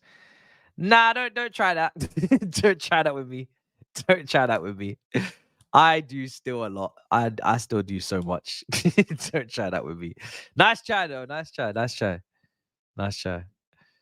Nah, I do more videos. Saeed knows this. I do more videos than him, so you have to hold that. You have to hold that. I'm very. But to be fair, he's been doing quite a few videos as well recently. But I do more videos, to be fair. So there's a balance to it. All right. Want a United win. They can be overtaken anytime throughout the season, but need Spurs to start dropping points now so Chelsea can get that 5th Champions League spot. What is going on here, Neil? Brother out here talking about Champions League, brother. We got Liverpool away next. What are you talking about? Nah, man. To be honest, I don't think Champions League is happening, bro. And I don't think that fifth spot is even possible. It's possible, but I don't think it's a guarantee. I don't think it's a guarantee at all. You know, with what happened in the Champions League already, I can't say that it's gonna happen. So for me, Europa League is what I'm realistically targeting, which is that sixth spot. Which is more than doable. More than doable. We're 3 points off it right now. So yeah, for me, that's where I'm at. I'm not gonna get back into a Champions League hopes and then just be disappointed again. I ruled us out of the Champions League in I think it was in November, and I stand by that. I think we've dropped way too many points, and I think we're going to drop way too many points in the future. So I just don't believe in us to do it, to be honest. But yeah, Europa League is doable. So for me, like I said, I can't win in this one because I don't want Manchester United to win, because obviously they're priority number one in terms of the table. But I don't want Tottenham to win because they're Tottenham. So I don't really want anyone to win. But I also don't want to draw because a draw is boring and no one gets cooked. So whatever happens, happens. I'm just here for the entertainment. It's been very entertaining. It's been a great game. Loads going on. And as long as that happens, and as long as that continues to happen, I'm a happy man because I got to do a review after this. And I'm looking forward to doing it. I'm doing more rival reviews second half of the season. Something that I told you guys I would do a lot more. And I am definitely going to make sure I do it now that we're up to speed with the new thumbnails. It's the main issue. And they're clean now and they're cold. So we did the Arsenal one last week when they lost. That was very fun. And we're gonna do this game as well. So it's a great game. It's a great game. And there's a lot of players that, you know, are getting put through their paces, man. I mean, the fullback areas today, I wouldn't want to be a fullback in this game because there's a lot of work. It's a lot of work. Everything is out wide. Everything is crosses. Everything's cutbacks. Everything's out wide. Both teams' game plan seems to be get the ball out wide as fast as possible. Now, the one winger in this game who is doing nothing is Werner, and one fullback who is having a clean game with no problems whatsoever is, of course, Dalot. Dalot versus Werner is a complete mismatch so far today. Werner has got nothing out of him, but every other matchup is pretty fun. You know, Johnson's getting some good crosses in, sometimes over here, but Wan-Bissaka's doing pretty well out there as well. Rashford versus Porro is a problem because Rashford is skinning him a few times and is putting him on his arse. But at the same time, Porro going forward is causing problems, and his set piece deliveries is why Tottenham are here with this goal in the first place. And then, of course, Garnacho versus Udogi's been a great battle as well. So it's fun. It's a lot of fun. It's a lot of fun. Let's see what's being said. Same old Werner, glad he's at Spurs. Lawrence, yeah, I mean, listen. Life ain't going to change that fast. Do you know what I mean? We know what we watched. There are some technical players that you look at and you think, okay, that might have been our fault, and that if they go somewhere else, that things could change for them. And then there's other players that you look at and you think, no, my eyes did not deceive me. That is not a good footballer. There will be no revival. And if there is, it will be purely system-based. And I don't like to have many players that are just thriving off the system, because if the system changes, or if some key cogs come out of that system and you need that player to level up and do something different, they can't do it. So you can only have so many system players before you're pretty screwed. You need to have some individual quality and some individual brilliance. As we saw yesterday with Kevin De Bruyne, that right there is not a system player. That's a player that will deliver in any system, at any time, at any moment, whether he's fit, you know, injured, whatever, you know, got a knock, just coming back. Brother is ready to deliver regardless. That's a footballer right there. That's a top player. That's a player that makes systems. He don't need systems. He makes systems. The more players that you get that can make systems, the better. Less players that need systems, more players that make systems. That's the dream. That's the aim. The Hairline the Hairline finish took me back. I was not expecting that type of venom to leave his foot. I don't know if the trolling got to him, or if, you know, Waiting on a Miracle song was ringing in his eardrums when he shot that, but he really let that one fly. He really let that one fly. I'm not going to say that Kevin De Bruyne is not is a system player because he's not performing for Belgium. There's, you know, there could be a variety of reasons why he's not performing for Belgium. That squad is very iffy. that managerial situation has always been also very iffy. But I don't think it can ever be a conversation about his quality, because we had a massive England golden generation that didn't perform for their countries, and we don't question their level because of it. You know, did Gerrard have the most incredible England career? Did Lampard have the most incredible England career? You know, not really. But we don't question their level, do we? So yeah, for me, it's not really a conversation. The guy's a bona fide world class player. Maybe Belgium are just tapped. That could also just be the reason. They could just be a tap nation in terms of their team right now. They just haven't got it. They haven't got their shit figured out. We know it's not the most pleasant environment. You know what I mean? Man, them are cheating on each other's girls and all that stuff, and it's all sorts of madness. Crazy egos in there as well. Just there's been loads of problems in that team, man. I don't think it's all to do with that. And the reason why I say that is because Kevin De Bruyne was cooking before Man City. He was cooking in Germany at Wolfsburg. So, you know, he's not one of these players that you can just say is like purely down to Pep. The guy was cooking at Wolfsburg, like putting up stupid statistics at Wolfsburg. So he's just a great player. He's just a great player, man. He's a great player. There's no reason why he wouldn't be able to do what he's doing at Liverpool as a box-to-box midfielder. Oh, can you imagine? And the way that they attack with such speed. Imagine Kevin De Bruyne constantly in transition for Liverpool. Oh my God. Come on, man. Left foot, right foot, options left, options right. Kevin De Bruyne playing in the 8 with Firmino as a false 9 and Salah and Mane to the left and right. Are you stupid? Do you know how much anarchy would be on the table? Please, man. Let's not pretend. That brother would kill. It would be insane. Can you imagine those runners with him? Oh my God. And then he's got all the help with the Wijnaldum's, Hendo's just doing all the dirty work behind him. Oh my days, man. Come on, man. Crazy, crazy, crazy stuff would take place. Crazy stuff. Crazy stuff would take place. Kevin De Bruyne in transition is not a nice situation. You don't want to see that too often, because that brother can do either or. He can go either way. You don't want to see that. If anything, the fact that sometimes the game is slower and it maybe takes a bit longer for the ball to get to him because they're, you know, doing their little controlling thing. If anything, that's a blessing in disguise, because he's got the engine to do the box to box. So we don't really want that. We don't really want to see that. I could twerk as much as I want to. That's my player. He came from Chelsea, bruv. That's a former Chelsea player. I'll twerk as much as I want. You know what I mean? We should never have sold him. We fucked up. That's our guy, bruv. City owe us. They owe us. We've created legends for other clubs in this league. Salah, Liverpool, 1 title each. 1 for Chelsea, 1 for Liverpool for Salah, yeah? 1 medal each. You should be thanking us. That's our brother that is your legend now. Kevin De Bruyne the same. Yeah? That's our brother.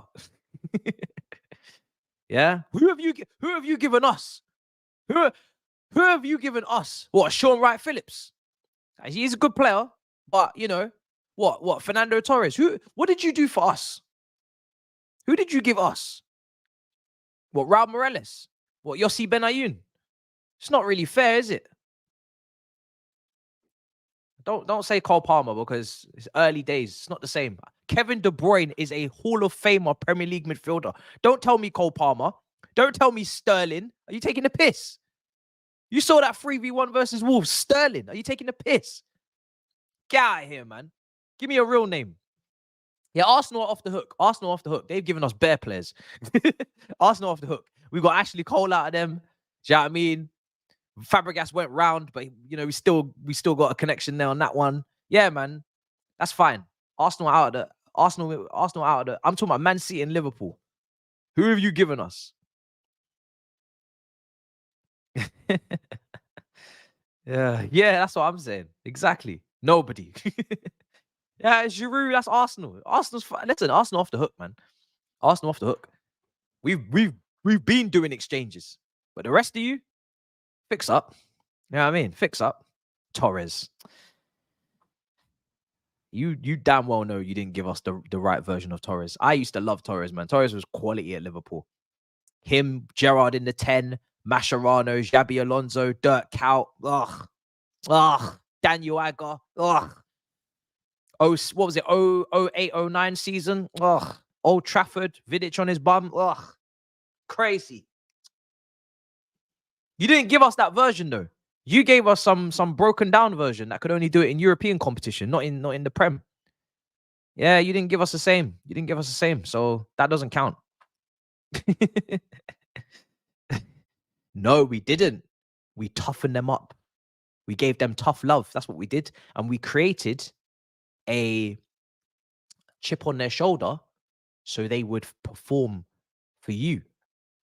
If we did not make them angry and doubt them and question them and put them through hardship and show them tough love and slander them, would they have performed with a chip on their shoulder all these years for you? No. Diamonds in the dirt. There's a reason why some of the most talented people in the world come from poverty. They come from hardship. They come from questions and doubts and you're not going to do anything or you're not going to make it. Imagine if we had wrapped them up in cotton wool and gave them to you. They would have had this. They would not come with the same energy, bro. So you're welcome. You're welcome. I'm not shameless. I'm spitting. Do you know what I mean? You're welcome. Yeah, but Yossi Benayoun, bro. These lot are taking a piss. Oh, they're taking a piss, bro. Yeah, but at least what I'm saying makes sense, to be fair. Like you can't really. I might waffle, but at least I waffle with some logic to it. You know what I mean? I might be being shameless, but I'm articulating good points that you can't really say I'm wrong. You know what I mean? Can't really say I'm wrong. Oh, we threw them in the mud. Oh God, it's all mad. It's extreme PR. I know. It's mad PR, bro. It's crazy. But it does hurt me that two Premier League greats were with us and did it at other clubs. I do have questions as to whether Salah would have really done it for us because we did give Salah some more chances than De Bruyne and he really was pretty stinky in those games against Shrewsbury and whatnot. So I don't know. I don't really feel like Salah becomes Salah at Chelsea. I can't see it. I can't even see the physical development. Like what we had with Salah and what Salah became physically is just two different things. I don't know what happened to that brother. Because I know when he came to Liverpool, he weren't like that. So you, man, I don't know if you put him in the gym and, do you know what I mean? You, man, turned Salah into a beast. Like, even when he was at Roma and Fiorentina, he weren't looking like that. You, man, put Salah in the gym. So we may not have done that. You know, we're not great medically. We're not great medically. So Salah looked completely different, man.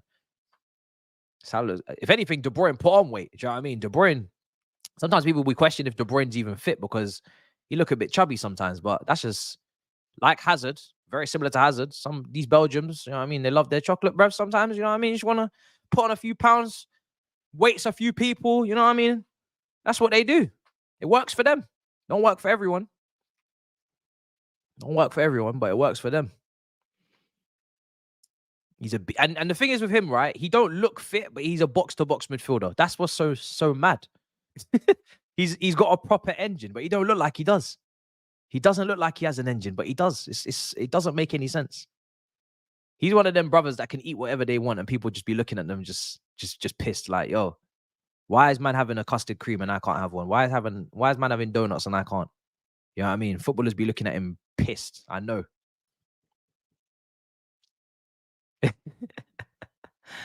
Yeah, it's mad. It's mad. That brother can do whatever he wants, bro. Something going on with that body. It's mad. 45 minutes. All right, let's go. Timer. Let's go. Second half's gonna kick off. Great game. I just hope second half it carries on, man. Don't ruin the fun. It's been a great game so far. It should carry on because Tottenham are a very attacking team, and they need a goal. It couldn't be better. Could not be better. Surely it will carry on like this.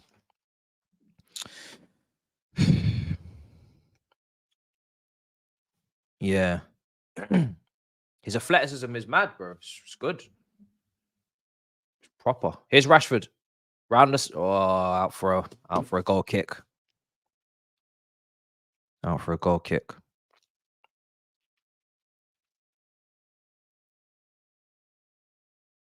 It's true. Facts. Facts, Charlie. It's fact. I just eat, bro. I can eat whatever I want, and the weight falls off me, fam. But I know that's not gonna last, so I have to be careful. Here's Werner cutting inside, passes it into. Oh, it's 2-2. It's Bentancur. Oh, oh, it's 2-2.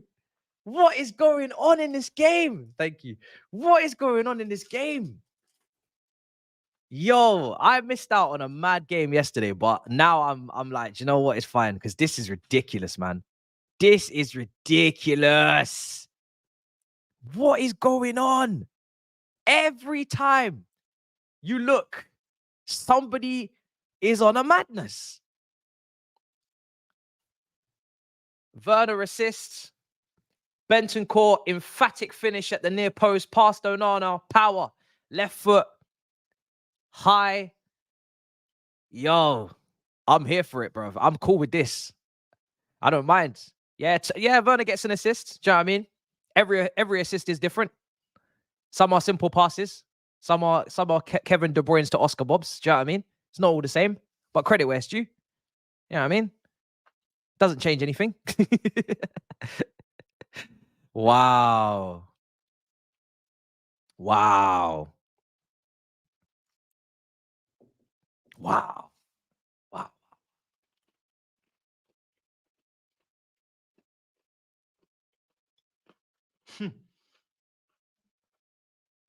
Wow, wow, wow.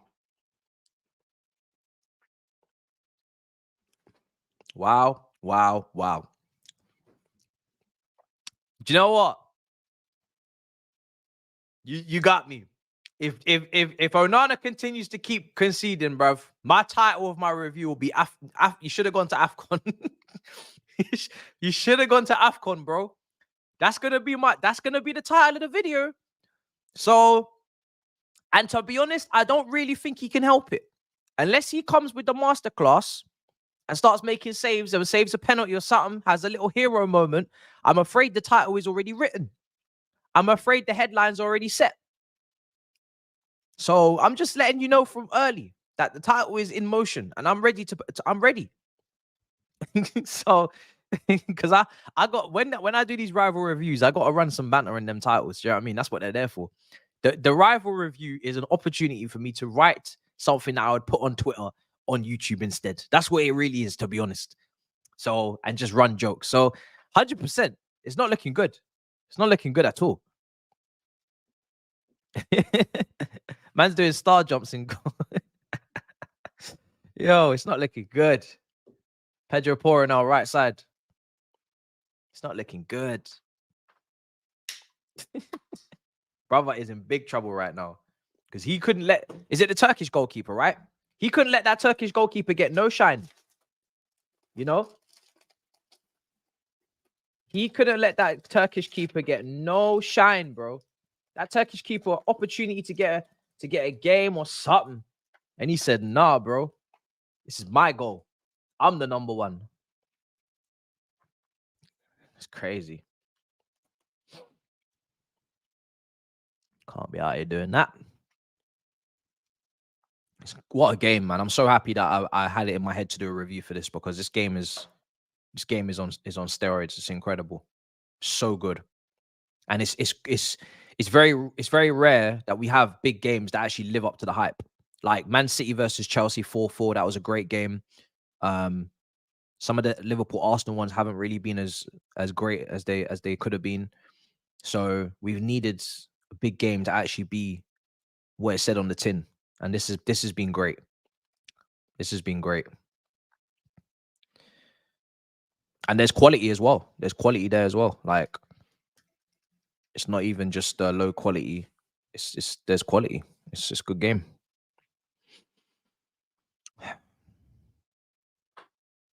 Yeah, the Arsenal ones are a little bit spooky, man. It's Arteta, man. He's changed the game. He's gone with the controlling thing. Last season, Arsenal games were lit. What a cross. Here's Werner. Werner going around the outside, out for a corner. It's because Arteta's changed the approach. He's made the games less fun to watch.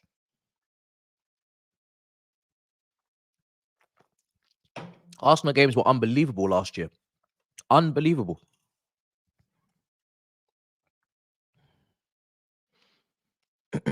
Depends what Arsenal-Liverpool game we're talking about. One of them was not a good game. Maybe the other one might have been all right. You played each other twice recently.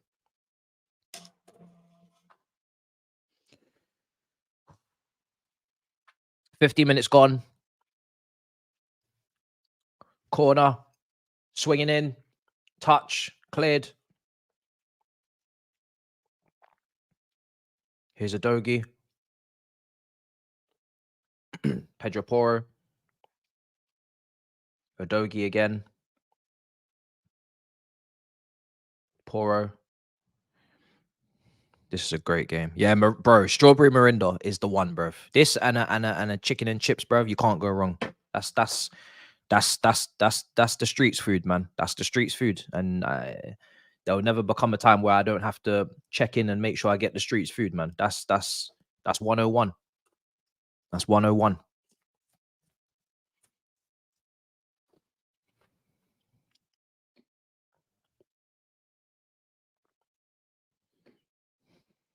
Ericsson. All right. Tottenham back in the possession. You've only seen orange. I've had orange, but bro, strawberry is clear. Absolutely clear. Yeah, you're missing out, bro. Yeah. Strawberry Miranda's clear, bro. Oh, out. Oh, no. Who's Mirinda?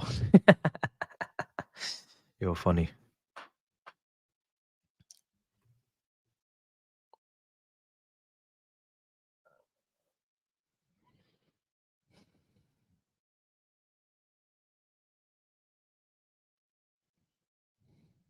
No.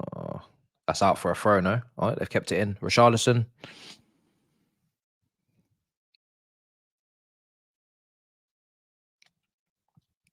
Yeah, it's so good, man. Right. Tottenham in possession, slowing it down a bit. But we know that the intention is still to go forward and they will find a way, and they have. I thought that pass was on, you know. That pass was on. I don't know why he didn't play it. That pass was really on. To just play it in behind that fullback. I don't know what he's thinking there.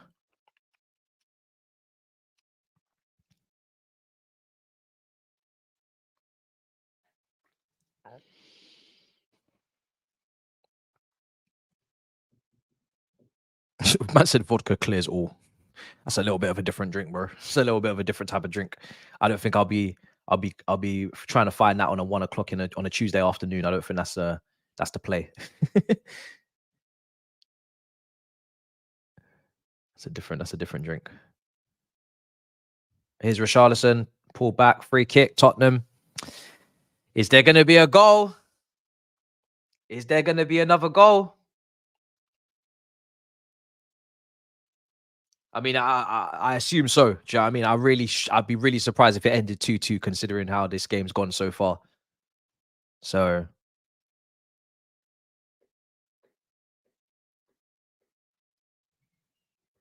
it's gonna be interesting. Wide free kick for Tottenham. I'm assuming Pedro Porro's on it, and he is. Let's see the delivery. It does look like a very dangerous situation for United. We know Pedro Porro's delivery is on point. So let's see what he's got. Ball comes in. It's good to. Oh, it's headed away. Not quite got the height on that. Didn't beat Bruno. Corner though. It's a corner. Who assisted the first goal for Spurs? It was Pedro Porro, because it was a corner that came in and then Richarlison headed it. Ball comes in, cleared away.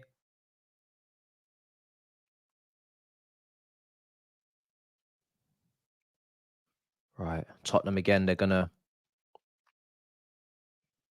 start again with Vicario. Man United fans in the chat, are you confident? Are you confident of getting a win here? Yes, I am covering some AFCON games on Thursday. Nigeria taking on Ivory Coast, I believe, and Ghana versus Egypt.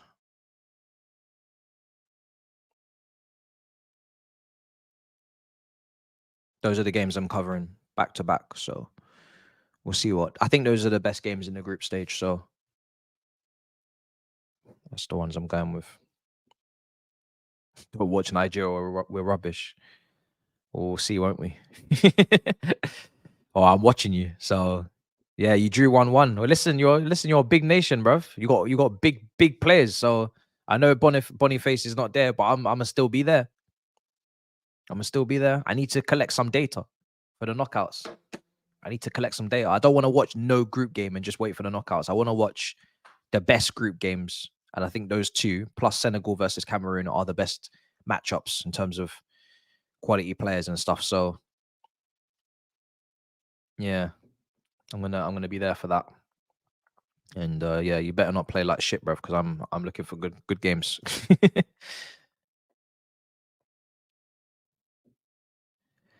Right, 57 minutes gone.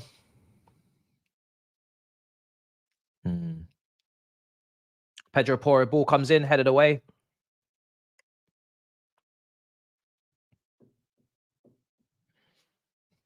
Really, Oshiman wasn't good.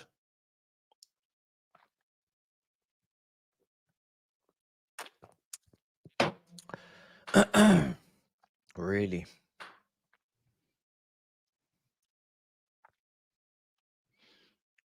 He tried to hook it. Timo Werner tried to hook it. He had to fully commit to that for it to work. He needed to just take his whole body off the ground like Garnacho did against Everton. He wasn't going to be able to hook that. It's unlucky. We saw the vision, but needed to commit fully to it.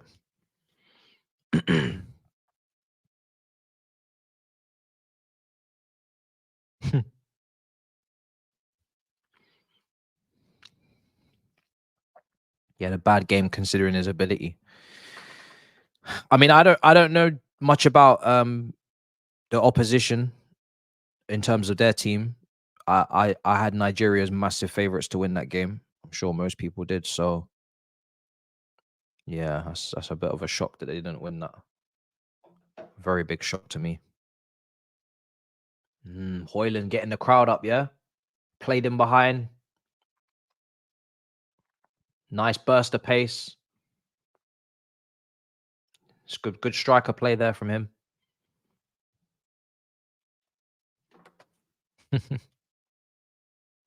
If you draw that game against Ivory Coast, you're putting your qualification in a bit of jeopardy, no? You need to win that game.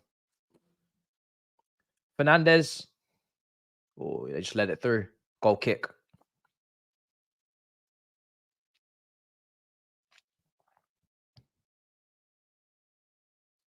I'm not.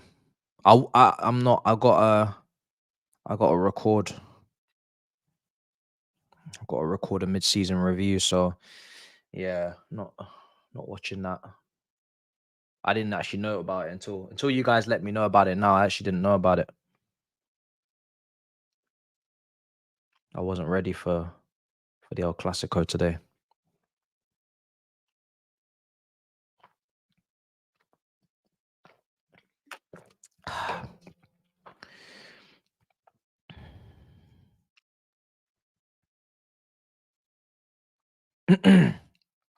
But we'll try and stay on top of the European football towards the end of the season. Now that the leagues are going to start hotting up for title races and stuff, we'll try and make sure that we cover some more of them games. Poro ball in.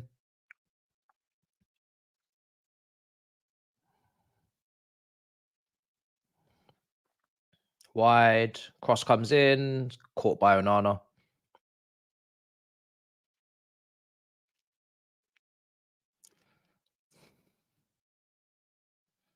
He's going to roll it out.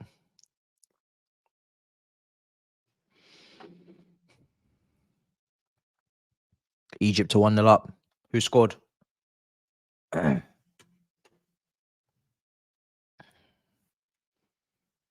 Tottenham have taken a sting out of this game a little bit.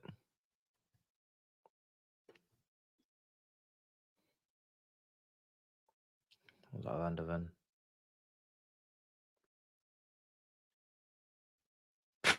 Big tackle. Big tackle.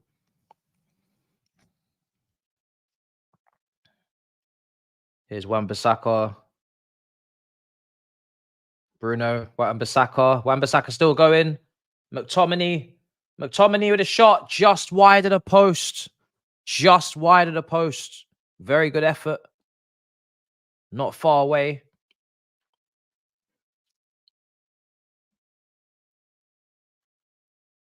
Not far away at all.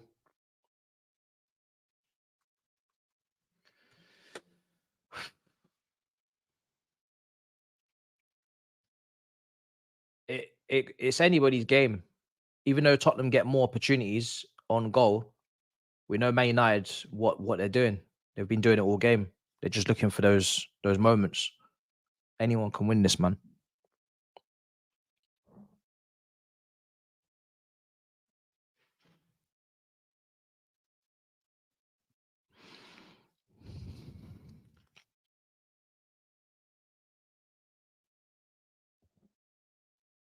The big butcher's coming on. Oh.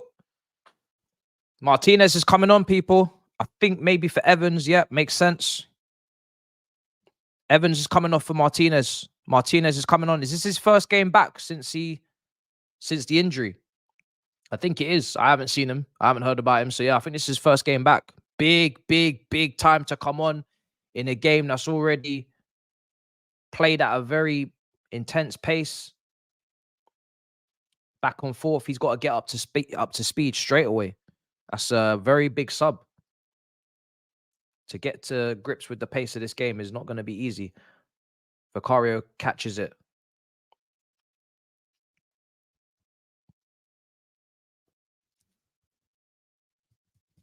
His hair's not blonde. That's an interesting sub, you know, because Evans has defended very well today. From what I remember, don't think he's had a bad game. So I think that's a bit of a risk.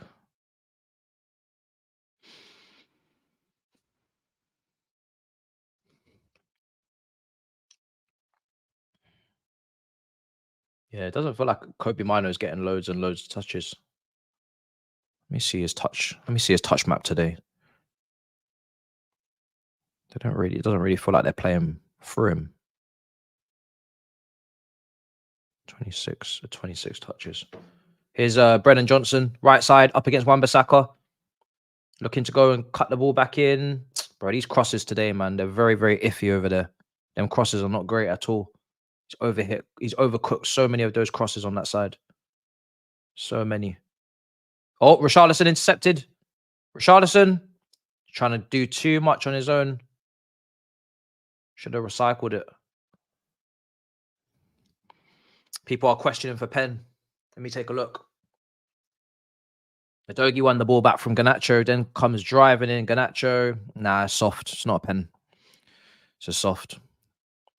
His arm, his hand. No. Get up. Up you get, bro. That is not a pen at all. Rashford in behind for Man United. Up against Poro again. Still Rashford. Oh, they just about dealt with it. Just about dealt with it. I thought Rashford was going to be in there for a second, but they just about dealt with it. Here's Werner. What's happened? Somebody down injured. Yeah, I think it's Udogie as well. My days. Yeah, big dive. Big dive from Udogie.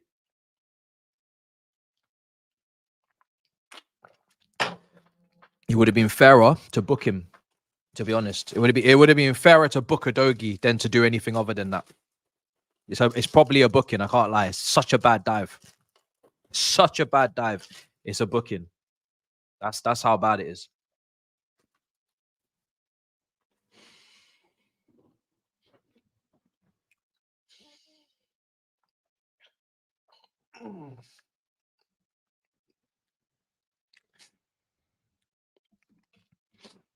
Madness. Make sure you subscribe if you haven't already as well. Smash up the likes. Tomorrow will be video dropping. Next watch along will probably be the AFCON on Thursday because there's no other games. And I'm trying to get some skits done. So that's my focus now for you lot. All you can eat Chelsea will probably be on Tuesday. I just got to check with the boys, but I think Tuesday in the morning is probably how that's gonna go. Got some in-person filming with Big Six this week as well. And the FIFA career mode will be back on Friday because Big Six is on Thursday, AFCON Thursday, so it has to be Friday. I'm away Tuesday. Maybe Wednesday, depending on when I'm back home from filming with them. I don't know when I'm back, so maybe Wednesday. We might do FIFA on Wednesday. Ugh. Because I do really want to do that. Because I got a Strasbourg team to take charge of. And I'm taking that job super seriously because I need to get my reputation back. My reputation is on the floor right now. I need to start winning games. Can't believe I got sacked, man. Oh my days. It's not a good look.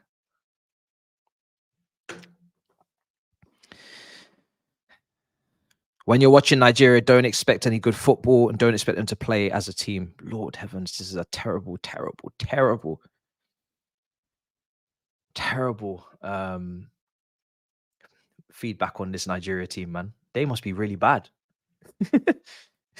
They must be really, really bad.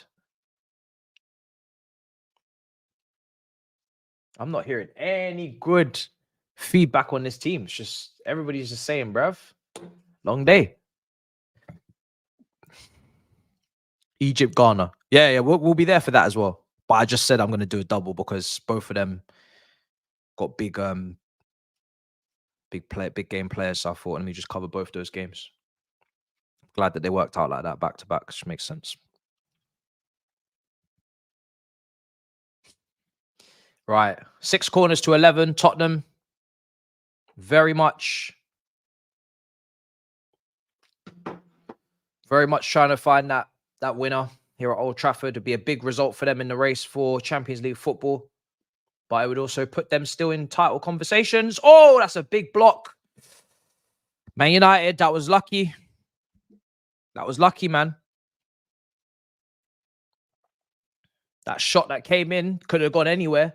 Lucky that the block took out for a corner because if it had gone through, it was on target. Definitely on target. Man United really, really need to get through these little set piece situations. Oh, again, Rashford just gets it clear, bro. These set pieces, you don't want these deliveries from Pedro Porro, man. You don't want these deliveries, bro. It's not the one. This is where the goal comes from. One of these deliveries. Because they're all on point. They're all on point.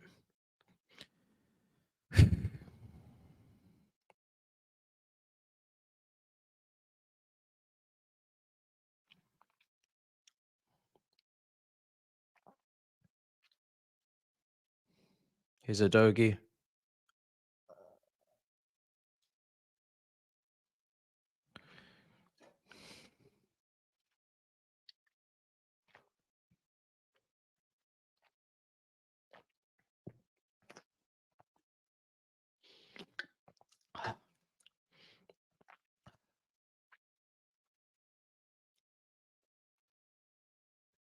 They're playing it in behind now.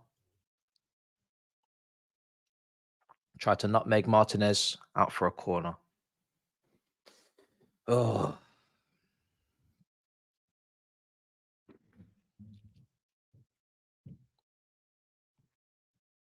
Here's Wan-Bissaka.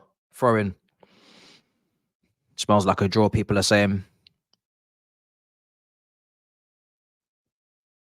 Yeah, I want to see Chukwueze in the front three as well, man. I was surprised to see him on the bench the other day. I want to see him in the front three. My ideal situation would have been Boniface and Osimhen front two, but now that he's out, then probably Osimhen, Lookman, and Chukwueze front three. Yeah, I agree with that. Who else did you take? What other attackers did you take? Because you got bare strikers. What other attackers did you take?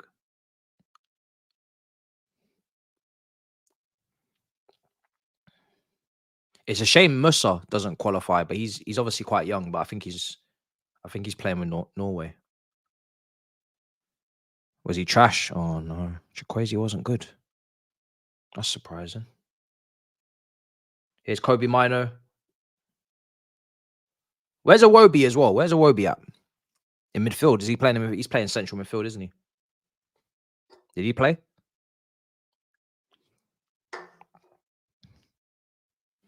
Iheanacho, yeah, of course, but he doesn't start for Leicester. That's what's so surprising. I thought Iheanacho was going to go championship this season and bang in minimum 20 goals, maybe even 25, but he doesn't start. Iheanacho doesn't start for Leicester, so I'm not really expecting Iheanacho to start for Nigeria. Does not start, man. It's crazy. I thought Iheanacho was going to rip it, absolutely rip it in the championship. I thought he's way too good for that league, but he don't play. Iwobi was mid. Yeah, Vardy and Doku, I think it is, or Daka. I think it's Daka. Sorry, they play.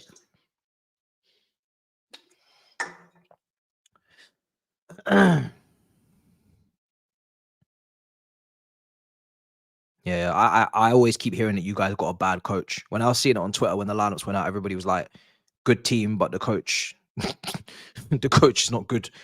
Good team until you see the tactics and the system, and then it's a long day." Oh dear, mad.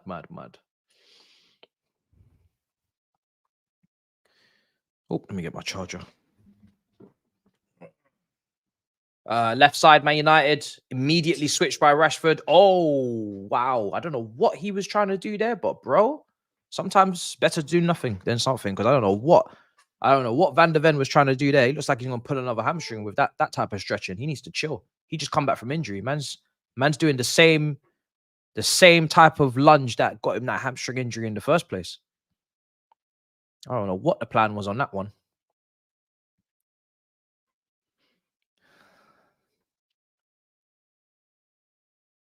Crazy.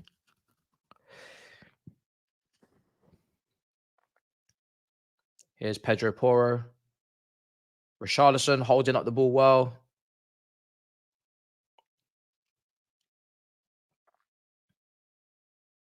Playing it through the lines. Skip. Oh, good ball. Onana catches.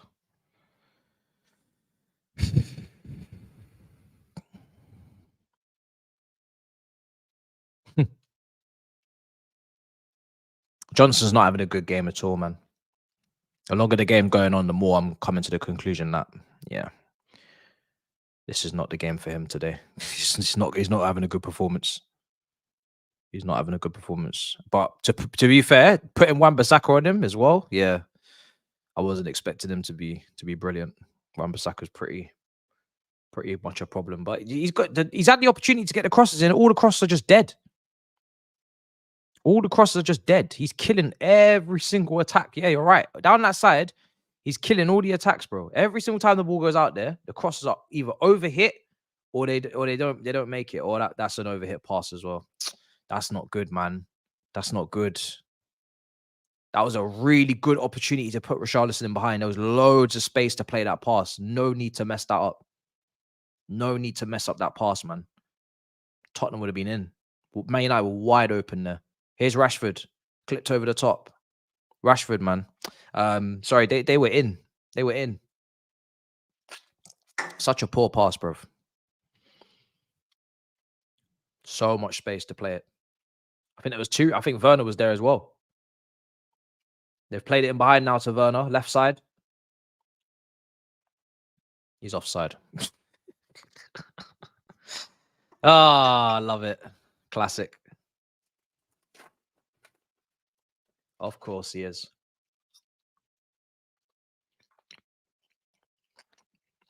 Slightly though. I don't even know if it's offside. That could have easily been onside. I think that's a bit harsh. I think that could have been onside, to be fair. They just gave it.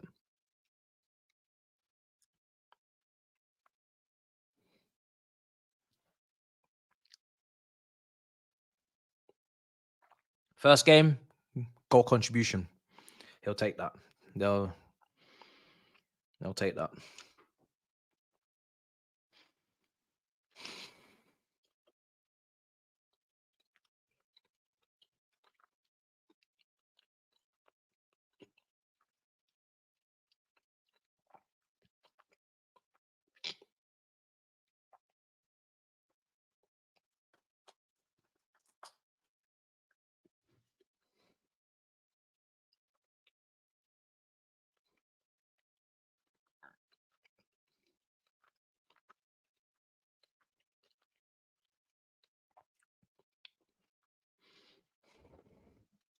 Here's Dallo. Playing out wide. Cross comes in. It's a good ball, you know. It's out for a corner. Rashford just wasn't really on his bike, but it's a decent effort to get the ball into a good area by Garnacho. It's right on the penalty spot. Well, actually, sorry, a bit further in, but right in line with it. It's unlucky. If someone gets a touch on that, it's a goal. Right on the 6-yard line.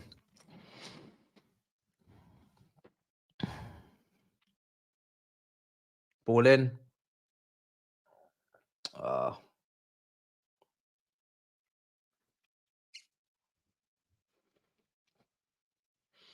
Bro, this Rashford versus... this Garnacho versus Udogie battle is proper, man. Udogie's done well, but it's a proper battle.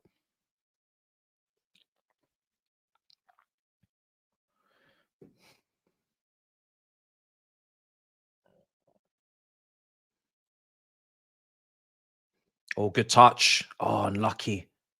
Unlucky. Johnson. He thinks he's Cole Palmer.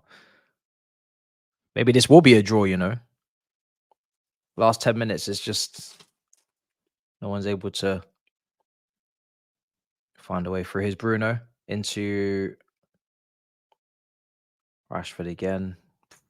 Jeez, these challenges. Take it down. Turn. Bentancur. He's lost it. He's usually pretty aware of his surroundings. Out for a corner. There's got to be a goal surely in this game from someone. Yeah, Richarlison's been good today. Hold up play's been there. He's been making good runs. Got a goal. Can't fault him. You can't fault him.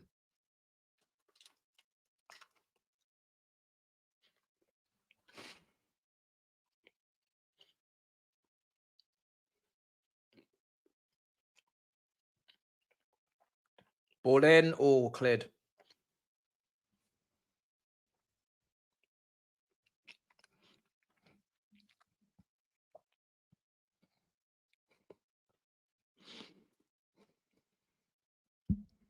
Two is very underwhelming. Yeah. A win is needed really for the drama.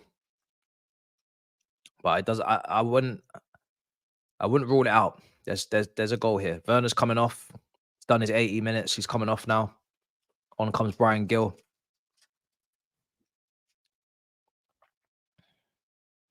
Job done.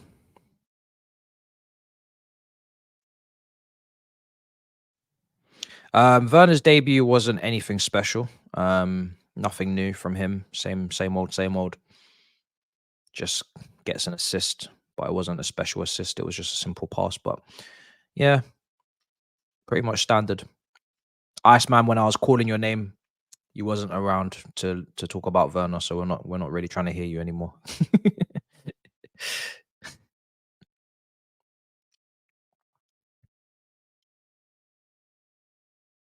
Yeah, standard. Werner performance. Here's Rashford.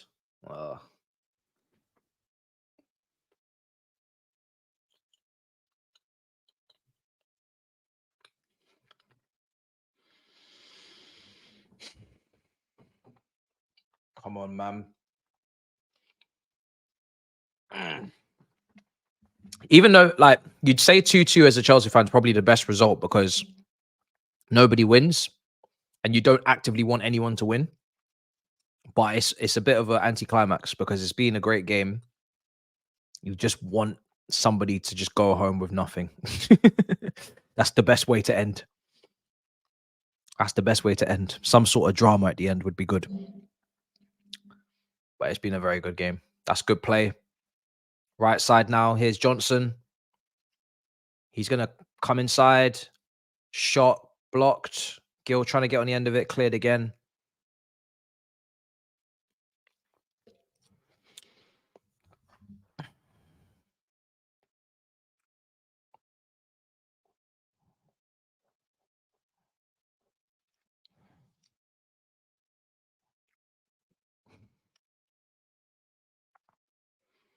Oh, new centre-back coming on. New centre-back is coming on for Tottenham. Okay. Okay, we see you. Welcome. Welcome to the party.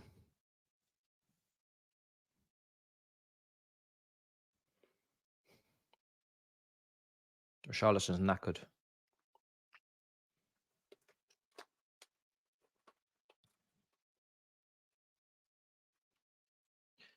I feel like there's got to be another goal, man. Let's see. But I feel like there's got to be another goal. I just can't see how there isn't.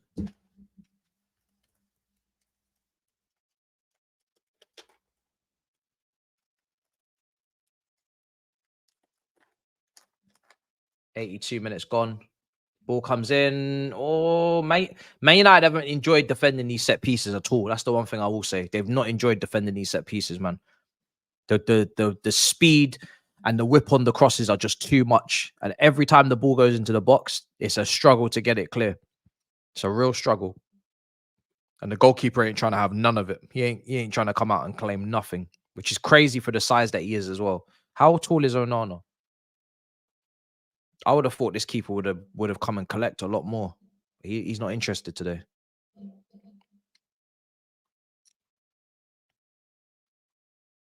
Maybe he's just of average height. Maybe I'm gassing him. Yeah, he's probably just average height, you know. 6'3". 6'3". Got a pair of hands, bruv. Here's Rashford. Big advantage. Whoa. That's one.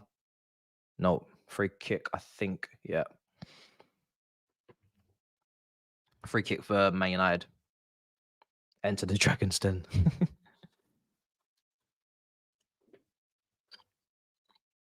That free kick's in a good position for Man United. Let's see.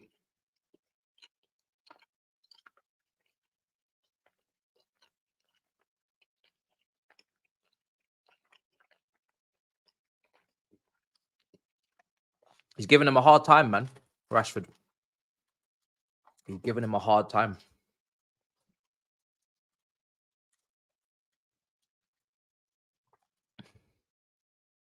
So it's Skip that comes off. So it feels like Tottenham will go to 3 at the back unless this guy's playing in midfield. I don't know. Because I'm pretty sure he's a centre back. But they've just taken off a centre mid. So I'm assuming that's a back 3 with Adogi, Pedro Porro as wing backs, which would suit them really well. And then the 2 midfielders just ahead. Makes sense because Tottenham's biggest threat right now probably is set pieces. And it helps them defensively a bit if the manager wants to take a point. Ball comes into the box. Bruno, oh, blocked.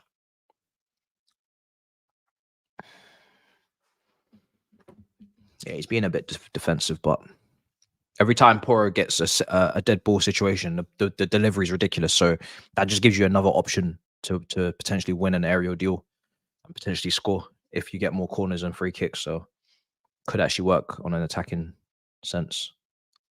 He's definitely going to do more in the air than Skip did. Right, Vicaria's collected it. Let's see now.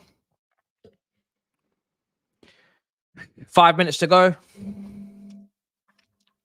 Not long left in this game. Not long at all.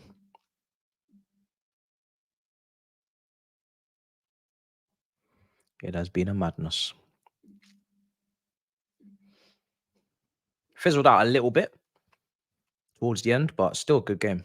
Oh, brilliant pass. Here's Adogi out left now to Gil. Gil, oh, Richarlison went for the near post run. Gil went for a bit of a drag back, and in the end, nobody's in sync. They're gonna play on. Referee's not interested. I don't know what these men are doing. Well, they're gonna stop the game now. Okay. Is that Van de Ven? What did I just say about Van de Ven? What did I just say about Van de Ven? I said it, bruv. I said it earlier. This brother did some neck stretch that was not necessary.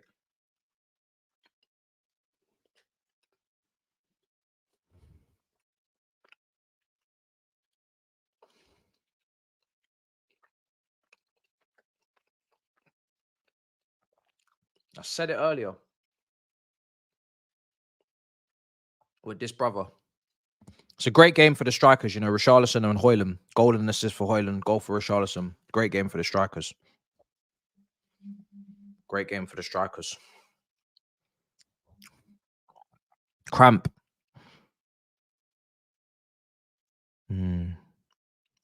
Well, you better hope it's just cramp, isn't it?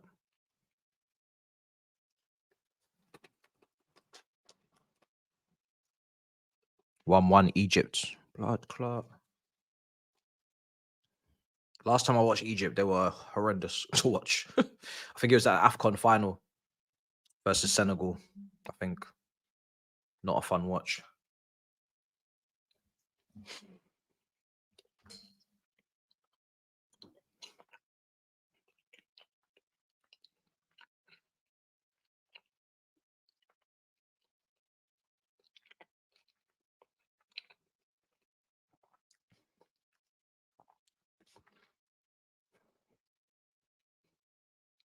Right, 2 minutes to go till normal time's done.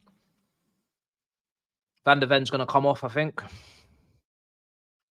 What? Egypt are losing 2-1? Blood. Jesus. What's going on with these nations? What is going on with these nations? Wow.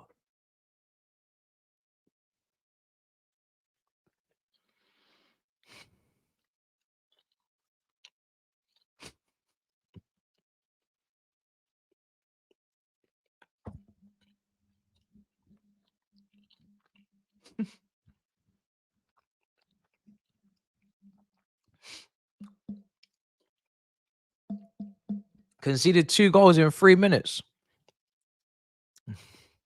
This is crazy to me, bro.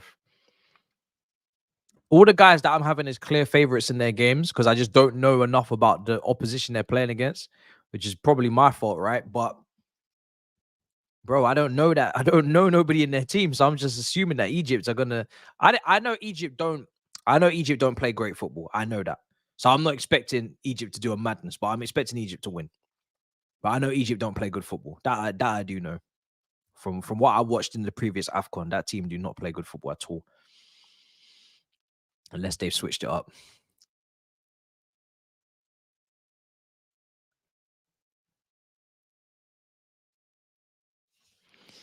Fair.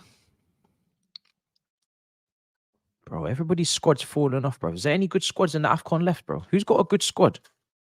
Ghana fall off. Nigeria fall off, bro. Where's the good squads? What's going on?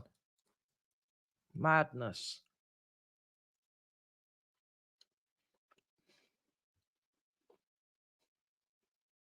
There's Bruno, ball him.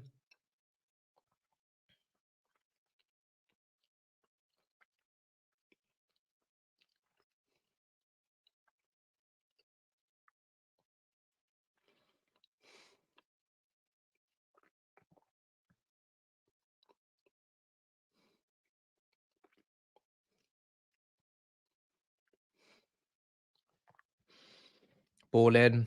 Oh, good ball. Unfortunate. Porra again. If there's a goal coming for Tottenham in any way, shape, or form, it's coming from Pedro Porra. It's simple as that. That's where the goal will be coming from. No one else will set that up.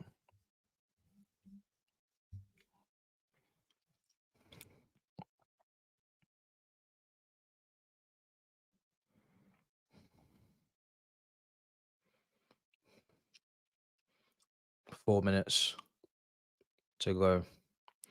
See, look, this here is sending me left, because you're saying as a Ghanaian you're worried about Salah, especially with Baba Rahman now. In my world, Baba Rahman is not dealing with Salah regardless if he's available or unavailable. That brother is washed. That brother's washed. So from what I'm aware of, that brother's washed. So I don't think Baba Rahman's dealing with nothing. So you got problems regardless from what I'm hearing. That left back situation is not looking too good for you, bro. God damn. Where I'm from, that ain't good. That's not a good situation. If I had Baba Rahman up against Salah, I would have forfeit the match. I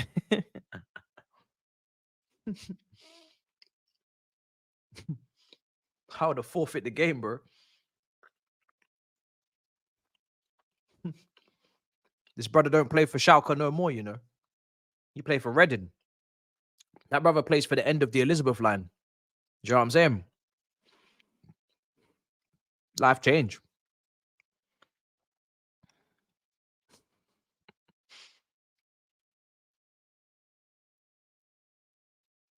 Couple minutes to go. Yeah, it's an anticlimactic ending. Anticlimactic if it doesn't become a winner for someone. But good game, regardless. Iceman, sharp, man. You waffle too much. Man said I rated Baba Rahman. You just sky, bro. Just at least make your foolishness believable, man. Allow it, man.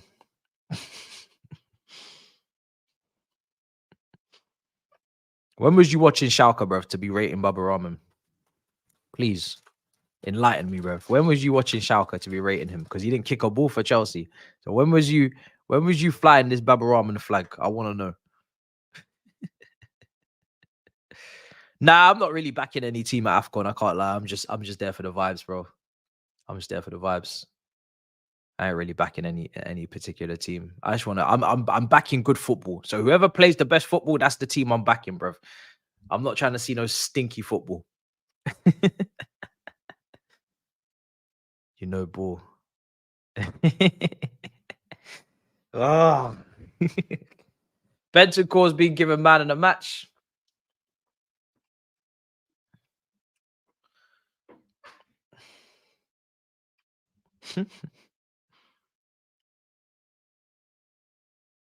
Nah, he was timed out. He wasn't banned. He was timed out. Him and oh, what a chance! Oh my god, McTominay, how have you missed that chance, bro? Oh my god, this guy just had the chance to win the game. He just had the chance to win the game. The cross comes in, it's perfect, and it's fallen to the right guy because he's good in the air. How has he not hit the target? That was the moment. Oh my! That was the drama. Everybody called for the drama. That was it. That was the drama right there. That was the drama. That was the drama. That right there was the drama. That was the moment for everybody to be like rotted. Game over. Well, listen, still a great game. Second half, not as good as the first, obviously, but still a great game. Still a great game. 4 goals, I can't complain. Especially with some of the key players missing, man. No Maddison, no Kulusevski, no Son for Tottenham. On the other side, no Casemiro as per usual. Martinez obviously coming back from an injury, not really fully fit. And nobody in the attack that was in form coming into the game. But they got some goals, so fair play. I'll do the review and then we'll move on to tomorrow. So yeah, big up your damn selves, guys. Make sure you smash with the likes. I'm not going to be streaming the Barcelona-Madrid game, unfortunately, because I had no idea about it until you guys let me know when I started, but I wouldn't have time to do it anyway. So yeah, we're gonna run the review and then we'll be back tomorrow. Big up your damn selves, people. Love in a bit. Peace. Come on.